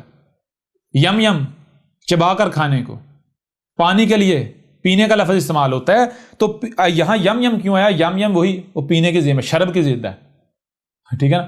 تو جب آپ جن مثال کو آپ ثمرات کھا رہے ہوتے ہیں، وہ اصل میں وہ کھا نہیں ہوتے، وہ شرب ہوتا ہے، اس کو شرب کہا جاتا ہے۔ بہرحال کھانا بھی کہہ سکتے ہیں، لیکن اسے تو یہاں یم جو ہے، یم کیا ہے؟ یہ یعنی کہ جو گوشت وغیرہ ہے اس کے لیے استعمال ہوتا ہے۔ تو پھر یعنی کہ اگر پانی نہیں ملتا، یعنی ثمرات نہیں ملتا، تو پھر ظاہر بات اب کیا؟ اب بامر مجبوری ایسے جاندار جو ہیں ان کو کھایا جائے گا جو کہ طیب ہے، جن سے آپ پیوریفائی ہو سکتے ہیں، واپس اس مقام پر آ سکتے ہیں جو کہ آپ کا اصل مقام ہے، سواد بن سکتے ہیں، ٹھیک ہے جی؟ تو وہ کون سے ہیں؟ ان میں سے پھر سب سے پہلے جو ہے دیکھنا ہے کہ آپ سمندر کے قریب ہیں، پانی کے قریب ہیں، تو جو سمندر کا یعنی سمندر کی جاندار مخلوقات ہیں ان سے اپنے آپ کو پیوریفائی کیا جائے گا۔ اس کے بعد دوسری کی طرف دیکھا جائے گا، یہاں یہ ذہن میں رکھیں کہ گوشت کھانے کی ضرورت، گوشت کھانے کی اجازت کئی صورت میں دی گئی، ایک صورت میں دی گئی ہے، اور مخصوص لوگوں کو، کن کو؟ جن کا مقصد ہے الصلاۃ قائم کرنا، اور الصلاۃ قائم کرنے کے لیے تزکیہ، یعنی کہ تزکیہ جسے کہ غسل کہتے ہیں، غسل شرط ہے، لازم ہے۔ غسل کرنے کے لیے اگر پانی موجود نہیں ہے، ماءً، ثمرات نہیں ہیں، ٹھیک ہے نا، ثمرات اور سبزیاں نہیں ہیں، تو پھر ایسی صورت میں کسی جانور کی جان لے سکتے ہیں۔ وہ جان کیوں لے سکتے ہیں؟ وہ اس وجہ سے لے سکتے ہیں، میں آپ کو چھوٹی سی مثال سے میں آپ کے سامنے رکھتا ہوں۔ یہاں آپ کے سامنے ایک مثال رکھتے ہیں، مثال سے یہ چیز آپ کے اوپر کھول کر واضح کرتے ہیں۔ مثال کے طور پر آپ کا گھر ہے، گھر میں قیمتی سامان ہے، آپ کا گھر ہے، گھر میں قیمتی سامان ہے، گھر میں ڈاکو آ جاتے ہیں، چور آ جاتے ہیں، گھر میں ڈاکو آ جاتے ہیں، چور آ جاتے ہیں، اور آ کر سب کی جو ہے سب کو بندوق کی نوک پر رکھ لیتے ہیں، گن پوائنٹ پر سب کو رکھ لیتے ہیں۔ اب انہوں نے کرنا کیا ہے؟ اگر ان کو ڈاکوؤں کو آزاد چھوڑ دیا جائے، یعنی اگر کچھ نہ کیا گیا، بندوبست نہ کیا گیا، ان کا مقابلہ نہ کیا گیا، تو ڈاکو سب کو قتل کر دیں گے، ایک ایک کر کے سب کو مار دیں گے، ڈاکو ایک ایک کر کے سب کو مار دیں گے۔ ایسے میں آپ کے پاس صرف اور صرف ایک آپشن ہے۔ وہ آپشن کیا ہے؟ وہ آپشن یہ ہے کہ آپ میں سے کسی ایک کو پہلے قتل نہ کیا جائے، پہلے قتل نہ کیا جائے، یعنی تھوڑا سا وقت ہے، اس جیسے وقت گزرے گا ڈاکو صاحب کو قتل کر دیں گے، لیکن تب تک آپ کے پاس آپشن ہے کہ کوئی ایک بندہ، گھر کا کوئی ایک فرد جو ہے، یا دو فرد جو ہیں وہ، یا ایک فرد جو ہے وہ گن پوائنٹ سے پیچھے رہ سکتا ہے، یعنی وہ بچاؤ کا کچھ نہ کچھ کر سکتا ہے۔ تو کیا وہ بچاؤ کے لیے آپ چاہیں گے، یعنی کس کو چاہیں گے؟ کون جو ہے وہ بچاؤ کے لیے ہونا چاہیے؟ کیا بچہ ہونا چاہیے، عورت ہونی چاہیے، یا گھر کا کوئی بڑا جو طاقتور مرد ہے وہ ہونا چاہیے، عقل مند وہ ہونا چاہیے؟ اگر ایسے میں، یعنی یہ آپ کو موقع ملا، یہ بچاؤ کا واحد موقع ہے، بچاؤ کا واحد، ایسے میں اگر آپ بچے کے اوپر ترس کھا کے بچے کہتے بیٹا جا تو بھاگ جا، جی، تو پھر آپ نے بچے کو بھگا تو دیا، نتیجہ کیا نکلے گا؟ وہ ڈاکو چور جو ہے وہ سب کو قتل کر کے اس کے بعد بچے کے پیچھے بھاگے کہ بچہ کہاں جائے گا، پکڑا جائے گا، اس کو ہی مار دیں گے۔ عورت جو ہے، بیوی ہے، ماں ہے، اگر آپ اس کے اوپر ترس کھاتے ہیں، اس کو چھوڑو، کہتے نہیں آپ بچو، میں جو ہے ان کے سامنے چلا جاتا ہوں، آپ چلے جاؤ یہاں، نتیجہ کیا نکلے گا؟ سب مارے جائیں گے۔ لیکن اگر جو عقل مند ہے، باشعور ہے، جو سلجھا ہوا ہے، جو طاقتور ہے، اگر وہ کہتا ہے بھی بچوں کو سب کو کہتا ہے بھائی تم ڈاکو کے سامنے جاؤ، میں گن پوائنٹ پر نہیں جاتا، میں پیچھے رہتا ہوں، تو ایسا کیا کرے گا؟ ایسا پھر اپنی عقل کا استعمال کر کے، اپنے اختیارات کا استعمال کر کے، طاقت کا استعمال کر کے، تو وہ ڈاکو کے ساتھ لڑ کے تو سب کو بچا لے گا، یا کم از کم کچھ نہ کچھ کو تو لازمی بچا لے گا،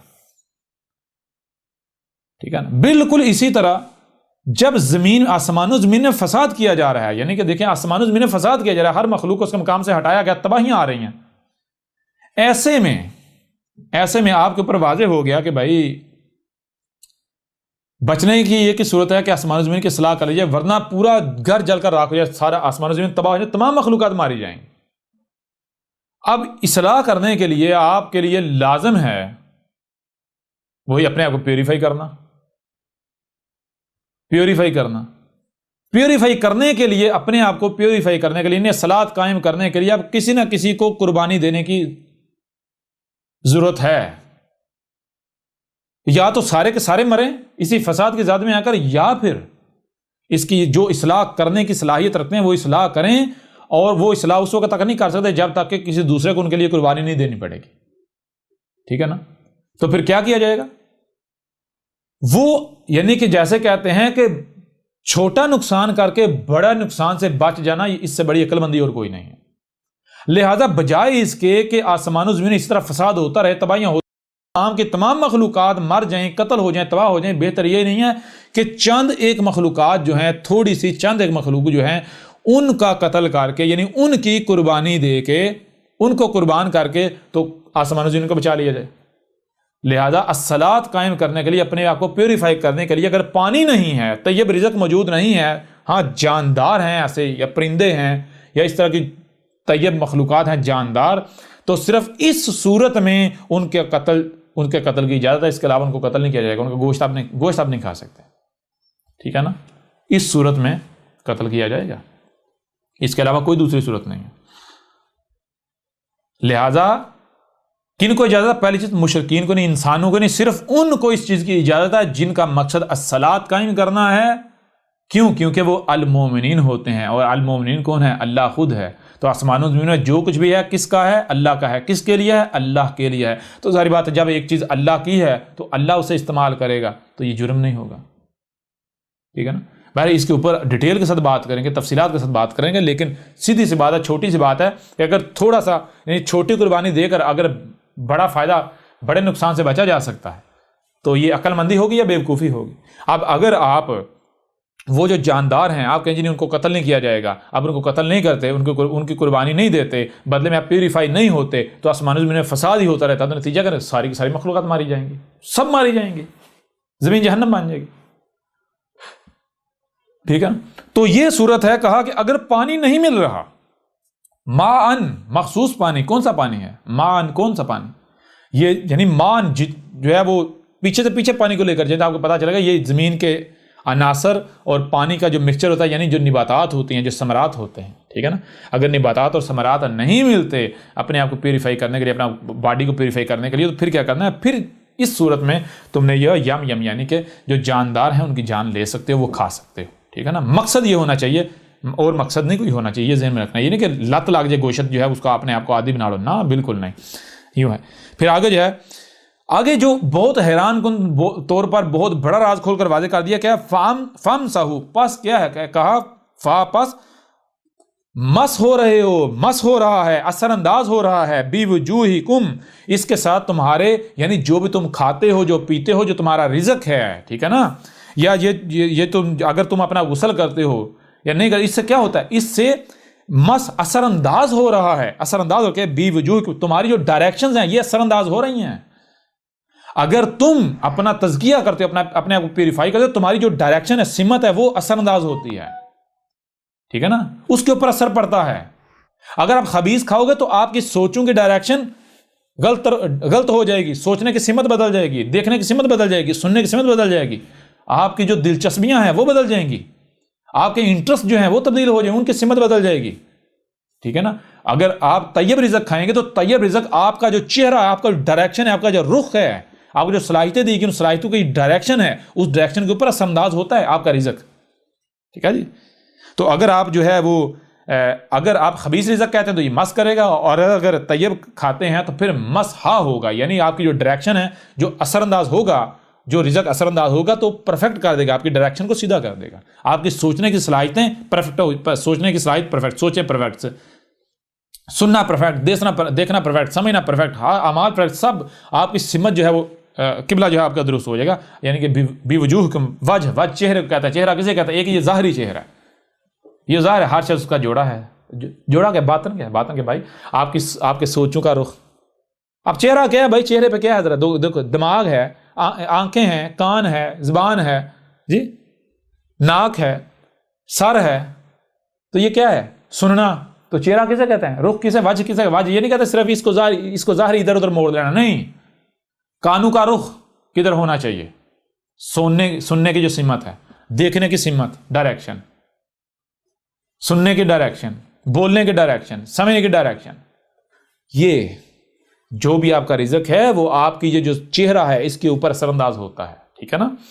تو وَأَيْدِيَكُمْ، اور جو تمہارے ایدی ہیں، ایدی یعنی جو تمہاری ایدی، ید کسے کہتے ہیں؟ کرنے کی صلاحیت، آپ ید کہتے ہیں ہاتھوں کے، ہاتھ کیا ہیں بھائی؟ ہاتھوں سے کچھ کیا جاتا ہے، یہ صلاحیت جس میں پائی جائے گی اسے عربوں کی زبان میں ید کہا جائے گا، سمجھا رہے؟ جس میں بھی یہ صلاحیت پائی جائے گی، تو ظاہری طور پر یہ ید ٹول اصل کیا ہے؟ اس کا باطن کیا ہے؟ دوسرا پہلو جو ید کہتے ہیں کرنے کی صلاحیت، تو یہ جو تمہاری کرنے کی صلاحیت، جو تمہاری اعمال کرنے کی صلاحیت ہے، یہ جو تم آسمانوں میں ادھر ادھر کرتے ہو، جو بھی کرتے ہو، اعمال کرنے کی صلاحیت کے اوپر تمہارا رزق اثر انداز ہوتا ہے، سمجھ آ رہی ہے نہیں آ رہی؟ اگر تمہارے اندر عورتوں کا لالچ ہے تو تمہارے اعمال کے اوپر اثر انداز ہوگا یہ لالچ، اگر تمہارے اندر دنیاوی لالچ ہے تو یہ لالچ تمہارے اعمال کے اوپر اثر انداز ہوگا، تمہاری سمت تبدیل کر دے گا، تمہاری ڈائریکشن تبدیل کر دے گا۔ ان اللہ کان عفوا غفورا، اس میں کچھ شک نہیں ہے، اللہ تھا کیا؟ یعنی یہ تھا اللہ، جو ایسا کر رہا ہے تو وہ اللہ تھا. اور پھر آگے کیا؟ کانا، جو قدر میں کر دیا، قانون میں کر دیا. کیا قانون میں؟ جو ہو چکا، کیا؟ عفواً غفورا. 100% جو ہے وہ عفو کیا جا رہا ہے، غفر کیا جا رہا ہے. عفو غفر کیسے کہتے ہیں؟ اس کو بورڈ کے اوپر آپ کو جو ہے سمجھا دیتے ہیں، واضح کر دیتے ہیں. عفو و غفر، یہ ہے عفو، اور آگے آ جائے گا غفر. عفو جو ہے وہ بنا ہے عین پلس فے واو فو، اور غفر جو ہے وہ غین پلس فیر فر. اچھا، عین کسے کہتے ہیں؟ عین کی ضد ہے غین.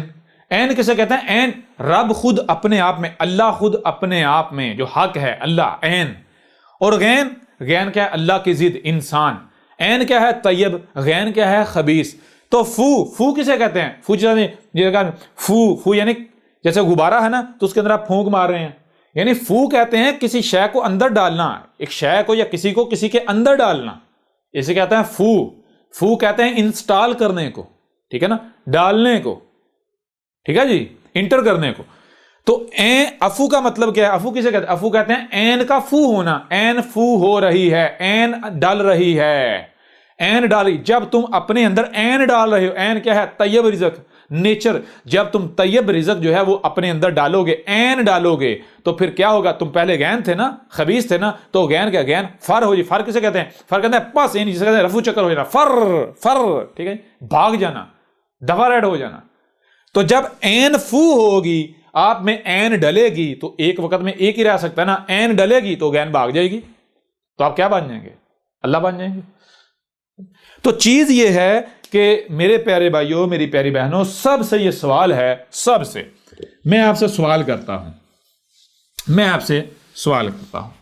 کہ یہ جو جسے وضو کہتے ہیں، جسے تیمم کہتے ہیں، یہ جو کچھ کرتے ہیں، یا جسے یہ غسل کہتے ہیں، یہ جو کچھ کرتے ہیں، کیا یہ کرنے سے عین آپ کے اندر آ جاتی ہے، آپ عین بن جاتے ہیں اور غین نکل جاتی ہے؟ آپ انسان نہیں رہتے اور اللہ بن جاتے ہیں؟ اگر تو ایسا ہوتا ہے تو یہی جو ہے وہ اس آیت میں کہا گیا. اگر ایسا نہیں ہوتا تو پھر اس آیت میں ایسا کچھ کہا ہی نہیں گیا جو کہ گڑھ لیا گیا. حقیقت اب آپ کے سامنے کھول کر رکھ دی گئی، ٹھیک ہے نا. آپ کا رزق جو آپ کھاؤ گے، جو آپ کا رزق ہوگا وہی آپ بنو گے. یہ وہ وجہ ہے کہ ہر رسول آ کر سب سے پہلا کام کیا کرتا ہے؟ ہر رسول آ کر سب سے پہلا کام یہ کرتا ہے کہ وہ آیات کی تلاوت کر کے تو وہ تزکیہ کرتا ہے. سب سے پہلا کام رسول یہ کرتا ہے کہ وہ تزکیہ کرتا ہے، لوگوں کو پیوریفائی کرتا ہے. یہ رسول کی پہچان ہے. یہی آپ گیتا اٹھا کر دیکھیں، کرشن نے کیا کہا تھا؟ گیتا اٹھا کر دیکھیں یا باقی جو لٹریچر ہے ہندو کا، اس میں دیکھیں تو کیا کہا گیا کہ جو کالکی اوتار آئے گا، کالکی اوتار کی پہچان یہ ہوگی کہ اس کی پہچان یہ ہوگی کہ وہ لوگوں کو، وہ انسانوں کو پیوریفائی کرے گا. ٹھیک ہے جی، یہ تو رسول کی پہچان ہے، یہی قرآن میں لکھا ہوا ہے. رسول جب آتا ہے، رسول کیا کرتا ہے؟ رسول آ کر سب سے پہلا کام کرتا ہے آیات کی تلاوت کرتا ہے اور لوگوں کو پیوریفائی کرتا ہے، تزکیہ کرتا ہے. کیوں بھائی؟ جو آپ کھاؤ گے آپ وہی بنو گے، کیونکہ آپ کی جو اعمال، آپ کا دیکھنا کیا ہے، سننا کیا ہے، سوچنا کیا ہے، سمجھنا کیا ہے، عمل کرنا کیا ہے. اور بھائی یہ اعمال آپ کے اندر جنم لیتے ہیں. کیسے جنم لیتے ہیں؟ یہ کیمیکل ری ایکشن ہے. اگر کیمیکل متوازن ہوں گے تو آپ کے سوچیں متوازن، آپ کا دیکھنا متوازن، آپ کی فکر متوازن، سب کچھ متوازن ہوگا، اعمال متوازن ہوں گے. یہ اعمال جو ہیں پہلے آپ کے اندر جنم لیتے ہیں، پھر آپ کا جسم انہیں اگل دیتا ہے، آپ کا جسم انہیں جنم دے دیتا ہے، ظاہر کر دیتا ہے. ٹھیک ہے نا. اس سے پہلے کہ آپ کا جسم اعمال کو ظاہر کرے، برے اعمال کو، آپ اپنے اندر اعمال ٹھیک کریں، آپ اپنے اندر کو ٹھیک کریں، اپنا اندر پیوریفائی کریں. اب بتائیں یہاں پر کوئی غسل جو ان کا نہانا ہے وہ نہانا ثابت ہوتا ہے کیا؟ اس نہانے سے آپ اندر سے پیوریفائی ہو جائیں گے، آپ پاپ لیس ہو جائیں گے، سن لیس ہو جائیں گے، پاپ مکت ہو جائیں گے، آپ گناہوں سے پاک ہو جائیں گے؟ بتائیں ذرا جی. لیکن جیسے احمد عیسیٰ کہہ رہا ہے، اس طرح بندہ پاک مکت ہوتا یا نہیں ہوتا؟ سوچیں، فکریں، اعمال سب کچھ پاک ہو جاتا یا نہیں ہو جاتا؟ آگے بڑھیں، اگلی آیت جو ہے سورہ المائدہ کی، یا ایھا الذین آمنوا، اے وہ لوگوں جو ہماری دعوت کو مان رہے ہو، ہماری بات کو مان رہے ہو، کون ہے؟ اذا قمتم الی الصلاۃ، جب بھی تم جو ہے وہ الصلاۃ کی طرف جو ہے وہ قائم ہوتے ہو، یعنی تم ادھر اپنا رخ کرتے ہو، ڈائریکشن کرتے ہو، الصلاۃ قائم کرنے کی طرف بڑھتے ہو، تو دیکھو فاغسلوا، پس کیا غسل کر رہے ہو؟ غسل کر رہے ہو، اپنے آپ کو پیوریفائی کر رہے ہو. وجوہکم جو تمہارے جو وجہ ہیں جو تمہاری ڈائریکشن یا تمہاری سمت اس کا غسل کر رہے ہو. تمہاری جو ڈائریکشن ہے اس کے اندر سے ملاوٹ نکال کے اسے پاک کر رہے ہو، اس کو بالکل یک طرفہ کر رہے ہو. جیسے کہا فاقم وجہک للدین حنیفا، پس کیا کرنا ہے؟ قیم قائم ہونا ہے. کس کے لیے؟ للدین، دین کے لیے. کیسے؟ حنیفا، ہر طرف سے کاٹ کر بالکل یکس ہو گئے. فاقم وجہک للدین حنیفا. تو آپ نے جو آپ کا وجہ ہے پہلے اس کا غسل کرنا ہے. وجہ کیا؟ آپ کی ڈائریکشن، سمت، آپ کا چہرہ. کون سا چہرہ؟ آپ کے سوچنے کی سمت. سوچوں میں انتشار نہیں ہونا چاہیے، فکروں میں انتشار نہیں ہونا چاہیے. ٹھیک ہے نا؟ آپ کے اندر انتشار نہیں ہونا چاہیے، آپ کے اعمال میں انتشار نہیں ہونا چاہیے. الجھن جسے آپ کہتے ہیں، الجھنوں کا شعر ہے بھائی، سمجھ نہیں آ رہی کیا کرنا کیا نہیں کرنا. کوئی جو اطمینان کی ضد ہے، ٹھیک ہے نا؟ اطمینان کسے کہتے ہیں؟ بالکل پرسکون ہو جانا، ایسے یک طرفہ ہو جانا، الجھنے گتھیاں سلجھ جانا. ٹھیک ہے نا؟ جب ڈور الجھی ہوئی ہوتی ہے تو پتہ نہیں چلتا بھائی اس کا سرا کدھر ہے. کبھی نہ بھائی ادھر سرا ہے، ادھر ہے سرا، ادھر ہے سرا، سمجھ نہیں آ رہی ہوتی، ہر طرف سرا نظر آ رہا. یہ اسے کہتے ہیں الجھاؤ. اور اطمینان جب ڈور بالکل سیدھی ہو جاتی ہے، پتہ چل بھائی یہ ہے سرا. تو سرا کتنے طرف ہوتا ہے؟ ایک طرف نہیں ہوتا. تو یہ یا ایھا الذین آمنوا اذا قمتم الی الصلاۃ فاغسلوا وجوہکم وایدیکم الی المرافق وامسحوا. یہاں کیا اور ایدیکم جو تمہارے ید ہیں، تمہاری جو کرنے کی صلاحیت ہے اس کا غسل کر رہے ہو. اگر غسل نہیں کرے تو جان لو. مسئلہ کیوں کہا جا رہا ہے؟ تم نے الی المرافق، جو تمہاری کرنے کی صلاحیت ہے، الی المرافق، جہاں تک تمہاری عمل کرنے کی صلاحیت ہے، یعنی جیسے کہتے ہیں جہاں تک تمہاری پہنچ ہے. تو کیا ہو رہا ہے؟ فامسحوا، تم کیا ہو رہا ہے؟ مس کر رہے ہو. یا تو مس ہوگا یا مسح ہو. یعنی کہ اگر تم غسل کر لیتے ہو، اپنے آپ کو پیوریفائی کرے، تو تم جو بھی عمل کرتے ہو جان لو جو تم عمل کرتے ہو اس کے بہت دورس اثرات ہوتے ہیں. اس کے بہت دور تک تمہارا عمل، جب بھی تم کوئی بھی عمل کرتے ہو تمہارے ہاتھوں سے، جو تمہارے ہاتھ ہیں کچھ بھی کرتے ہیں، تو یہ بہت دور تک ان کا عمل جو ہے کنیکٹ ہوتا ہوتا آگے چلا جاتا ہے. ٹھیک ہے نا؟ الی المرافق، مرافق کسے کہتے ہیں؟ میم موجودگی کا اظہار ہے. کیا جو تم نے عمل کیا ہے، جو تم نے اپنے ہاتھوں سے کچھ بھی کیا ہے، جو تمہارے ید نے کیا ہے. رے چلنے کو، آگے الف، وہ جتنا بھی آگے جا رہے ہیں، اور فے پاس کاف، وہ اثر انداز ہو رہا ہے. تو کہا تم جو بھی عمل کرتے ہو، جان لو جو بھی عمل کرتے ہو اس کے بہت دور تک اثرات مرتب ہوتے ہیں. اس لیے اس وقت تک کوئی بھی عمل نہیں کرنا جب تک کہ تم اپنا غسل نہیں کر لیتے، اپنے آپ کو پیوریفائی نہیں کر لیتے، اطمینان حاصل نہیں کر لیتے. بغیر اطمینان حاصل کیے اگر کوئی بھی عمل کرو گے تو جان لو اس کائنات کا معاملہ یہ ہے، اس وجود کا معاملہ یہ ہے کہ جسے کہتے ہیں مثال کے طور پر ایک تتلی اگر پنکھ جو ہے وہ ہلاتی ہے، تو ایک تتلی کا جو پنکھ ہلنا ہے اس سے کائنات میں، آسمان زمین میں طوفان آ سکتا ہے، سونامی آ سکتا ہے، تباہیاں آ سکتی ہیں. ٹھیک ہے نا؟ اور ہو سکتا ہے تم ایک عمل کو سمجھ رہے ہو کہ بہت بڑا عمل ہے، ہو سکتا ہے اس کے کرنے سے کچھ بھی نہ ہو جائے. تم سمجھ رہے ہو کہ یہ عمل تو بہت چھوٹا ہے، معمولی ہے، لیکن المیزان میں جو آسمان و زمین توازن ہے اس میں وہ عمل انتہائی ہیوی ہو. ٹھیک ہے نا؟ اس وجہ سے کوئی بھی عمل کرنے سے پہلے اپنے آپ کو مکمل پیوریفائی کر لو. یہ وایدیکم الی المرافق، یعنی کہ جہاں تک بھی تم عمل کر رہے ہو، یعنی غور کرو جو بھی تم عمل کر رہے ہو تمہارے عمل کا کہاں تک اثر ہوتا ہے. تو کیا وہاں تک پیوریفائی ہے، وہاں تک کوئی خرابی تو نہیں ہو رہی. اگر خرابی ہو رہی ہے تو باز آ جاؤ، پیچھے ہٹ جاؤ، اپنا غسل کرو، اپنی ڈائریکشن سیدھی کرو. سمجھ آ رہے نہیں آ رہے؟ پھر اس طرح بھی رؤوسکم اور روسی ٹاپ، اونچائی. ذرا سوچو تمہاری سوچیں کہاں تک جاتی ہیں. تو سر بھائی جہاں تک سوچے جائیں گے وہاں تک پھر تو عمل کرنے کا سوچو گے. تو جیسے مثال کے طور پر کوئی بھی آپ عمل کرتے ہیں تو وہ نہ صرف ظاہری طور پر وہ بہت دور تک اس کے اثرات مرتب ہوتے ہیں، بلکہ وہ آگے وقت میں بھی بہت آگے جاتا ہے، اوپر کو جاتا ہے. ٹھیک ہے نا؟ تو یہ چیز ہے. پھر آگے وارجلکم الی الکعبین، اور پھر یعنی کہ یہ مثال آپ جو جیسے آپ چلتے ہو تو کہاں تک آپ چل کے جا رہے ہو. تو مطلب یہ ہے کہ جہاں تک بھی تم عمل کر رہے ہو، جہاں تک بھی تم آسمان و زمین کے اوپر اثرات مرتب کر رہے ہو، جہاں تک بھی تم کوئی اعمال کر رہے ہو، جہاں تک جا رہے ہو غسل کر لو، ورنہ جہاں تک تم عمل کرو گے فساد ہی کرو گے، تمہارے عمل کا جہاں تک اثر جائے گا تباہی مچے گی. یہ کہا جا رہا ہے ان آیات میں. آگے بڑھے. وَإِن كُنتُمْ جُنُوبًا، اور اگر تم امپیوریفائی ہو یعنی پیوریفائی نہیں ہو تو پھر کیا کرنا ہے؟ فَاتَّطَہَّرُوا، تو پس کیا کرنا ہے؟ پس سب سے پہلا کام یہ کرنا ہے کہ اپنے آپ کو پیوریفائی کرنا ہے. پہلے تمہیں بتایا کہ جان لو اگر تم بغیر غسل کیے، اپنے آپ کو پاک کیے بغیر، طاہر کیے بغیر کوئی بھی عمل کرتے ہو تو وہ عمل جہاں یعنی کہ وہ عمل جس مخلوق کے ساتھ وہ اس کا تعلق جڑتا جائے گا وہ اس پر اثرات مرتب کرے گا. پھر وہاں تک نہیں، آگے فیوچر میں وہ آگے جہاں تک اوپر جائے گا اس کے اثرات اتنے ہی اوپر تک جائیں گے. مثال کے طور پر آپ ایک درخت لگاتے ہیں، اس درخت کا پھل جو بھی کھائے گا اس کے اوپر اثرات مرتب ہوں گے.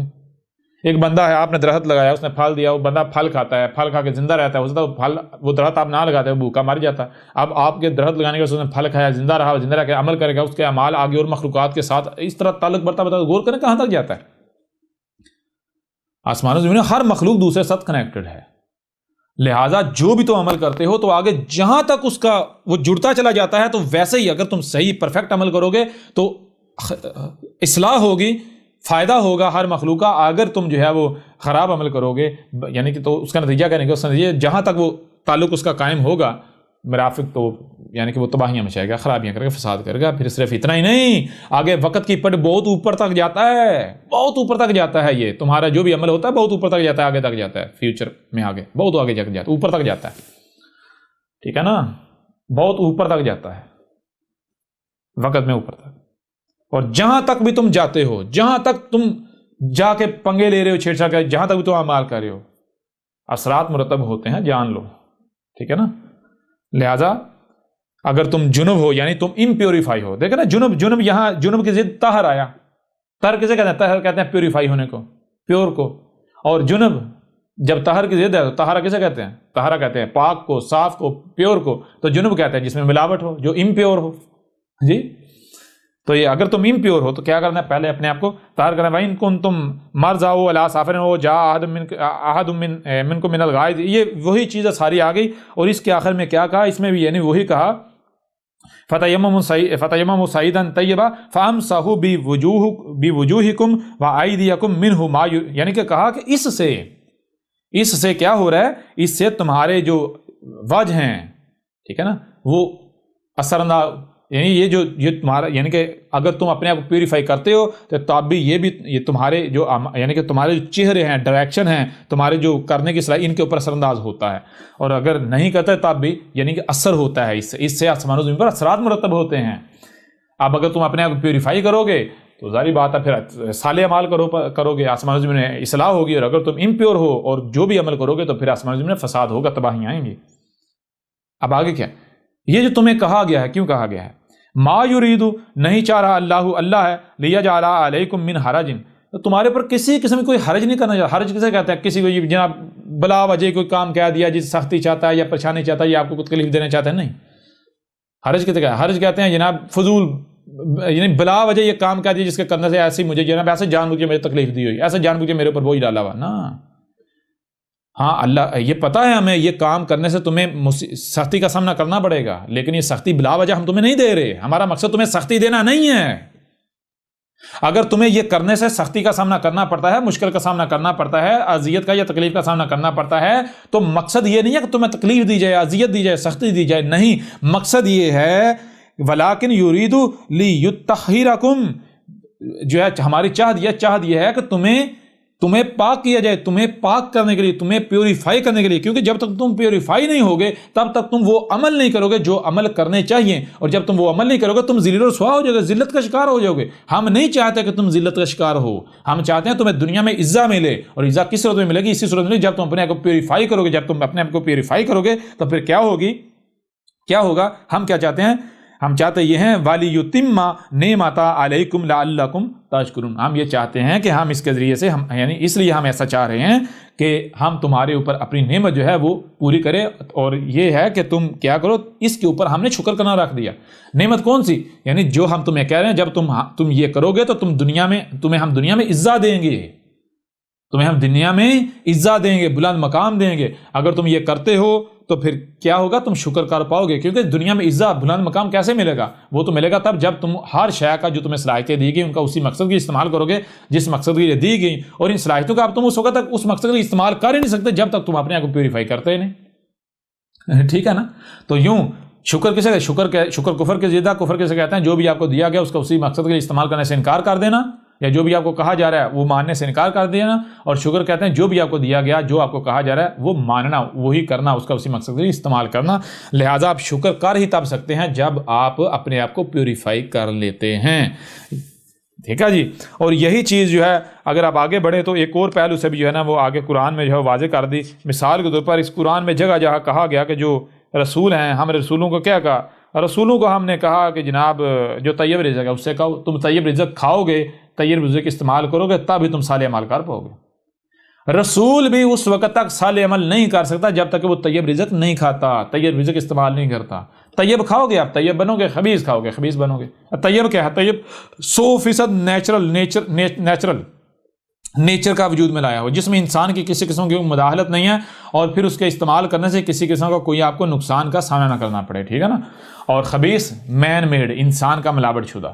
ٹھیک ہے جی، تو آج ہر طرف دنیا میں خبیث رزق جو ہے وہ اس سے بری پڑی ہے۔ بہرحال اب یہ دیکھیں، اب آپ کے اوپر جو ہے یہ آیات جو ہیں یہ کھول کر واضح کیں، اور ہم نے کوشش کی زیادہ ڈیٹیل میں زیادہ گہرائی میں نہ جایا جائے، لیکن اس کے باوجود ہم نے جو ہے وہ بالکل کھول کر حق کو آپ کے سامنے رکھ دیا۔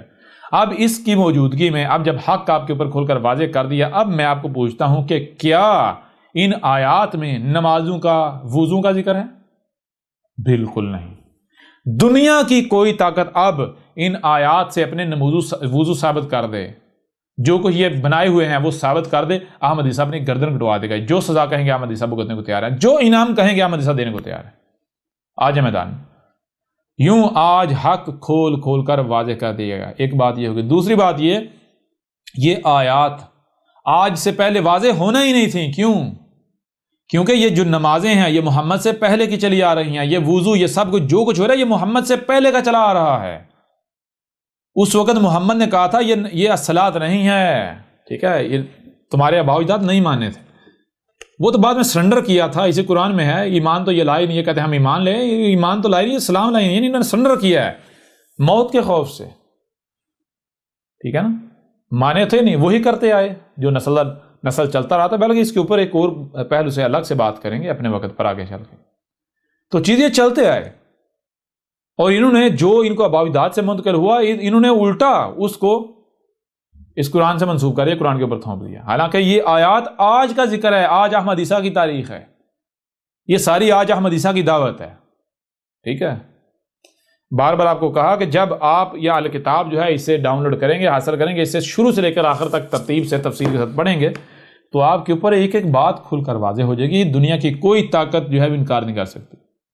پھر اس کے علاوہ احمد عیسیٰ چیلنج کے ساتھ یہ کہتا ہے، چیلنج کے ساتھ، جس کو بھی یہ یقین ہے کہ بھائی نماز ہی الصلاۃ ہے، ٹھیک ہے، جو 5 وقت کا نمازی ہے، بچپن سے نمازی ہے، جس نے آج زندگی میں آج تک نماز نہیں چھوڑی، میں اسے چیلنج کے ساتھ کہتا ہوں وہ ایک بار غیر جانبدار ہو کے یہ جو الکتاب ہے اس میں الصلاۃ کا چیپٹر پڑھ لے شروع سے لے کر آخر تک، اس کے بعد اگر اس کی نمازیں رہ گئیں، اگر وہ نماز پڑھ گیا، احمد عیسیٰ کی گردن کاٹ دیجیے گا۔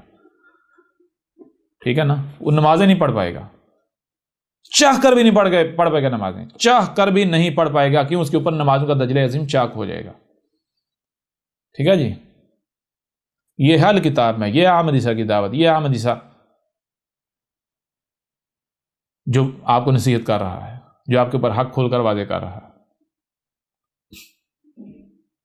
بہرحال اب اس پہلو سے بھی آپ کے اوپر حق کھل کر واضح کر دیا۔ اب میں آپ سے سوال کرتا ہوں کہ کیا یہاں سے نمازیں ثابت ہوتی ہیں، وضو ثابت ہوتے ہیں؟ وہ بھائی سیدھی سی بات ہے، دیکھیں آپ کو پیوریفائی کرنا ہے، آپ کو پاک کرنا ہے، تو پاک کیسے ہوتا ہے بندہ؟ اتنا آسان ہے، اتنا آسان ہے۔ محمد نے کہا جو ہے وہ نجس ہوتا ہے، خبیث ہوتا ہے، پلید ہوتا ہے۔ کون؟ مشرک۔ مشرک آپ کنہیں کہتے ہیں؟ کیا مشرک جو ہے وہ نہاتے نہیں ہیں؟ وہ صابن شیمپو استعمال نہیں کرتے؟ وہ اپنے کو رگڑتے نہیں ہیں، کوچتے نہیں ہیں؟ بڑی عجیب بات ہے، آپ نہاؤ، آپ نہانے سے پاک ہو جاتے ہو، مشرک جو ہے وہ نہانے سے پاک نہیں ہوتا۔ اگر پانی اپنے اوپر انڈیل کر ڈال کر اپنے آپ کو کوچنا، صابن سے رگڑنا، یہ پاک ہونا ہے، تو وہ تو پھر مشرک کو بھی پاک ہو جانا چاہیے، کیونکہ جو میل کچیل، جو گندگی آپ کے جسم سے اترتی ہے وہ تو اس کے جسم سے بھی اتر جاتی ہے پانی سے، صابن سے۔ وہ پاک کیوں نہیں ہوتا؟ وہ نہانے کے باوجود خبیث کیوں رہتا ہے، پلید کیوں رہتا ہے، نجس کیوں رہتا ہے؟ یا کہیں ایسا تو نہیں کہ تم لوگ خود بھی مشرک ہو اور حقیقت تو یہی ہے؟ ٹھیک ہے نا؟ نہانا، غسل اندر سے ہوتا ہے، باہر سے نہیں ہوتا، اندر سے غسل ہوتا ہے۔ پیوریفائی آپ اندر سے ہوتے ہو، باہر سے نہیں، ٹھیک ہے نا؟ آپ کا جسم، آپ کی باڈی کیمیکل فارمولا ہے، کیمسٹری کا فارمولا ہے، اس میں فزکس ہے، اس میں کیمسٹری ہے، اس میں میتھمیٹکس ہے، ٹھیک ہے؟ آپ جو کھاؤ گے وہی بنو گے۔ اگر آپ کا جسم جن عناصر سے بنا وہ عناصر متوازن ہیں تو آپ کا جسم بھی متوازن ہوگا، کوئی بیماری نہیں ہوگی، کوئی اس میں خرابی نہیں ہوگی، آپ کی سوچیں، فکریں، سب کچھ پرفیکٹ ہوگا، آپ کے اعمال پرفیکٹ ہوں گے، آپ بلا وجہ غصہ نہیں کریں گے، کوئی لالچ، بغض، حسد نہیں ہوگا۔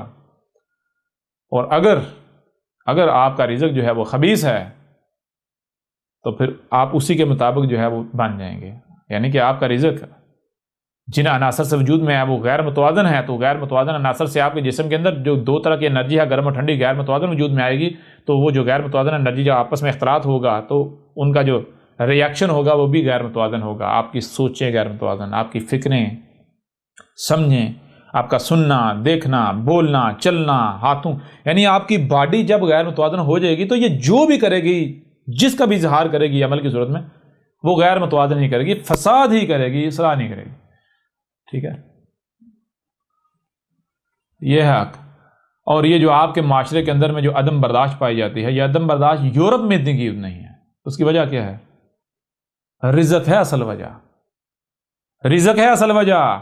تمہارا جو رزق ہے وہ یورپ کی نسبت انتہائی گندا ہے، انتہائی خبیث ہے۔ تمہارا رزق جو ہے وہ تو ہے ہی گرم انرجی ساری کی ساری۔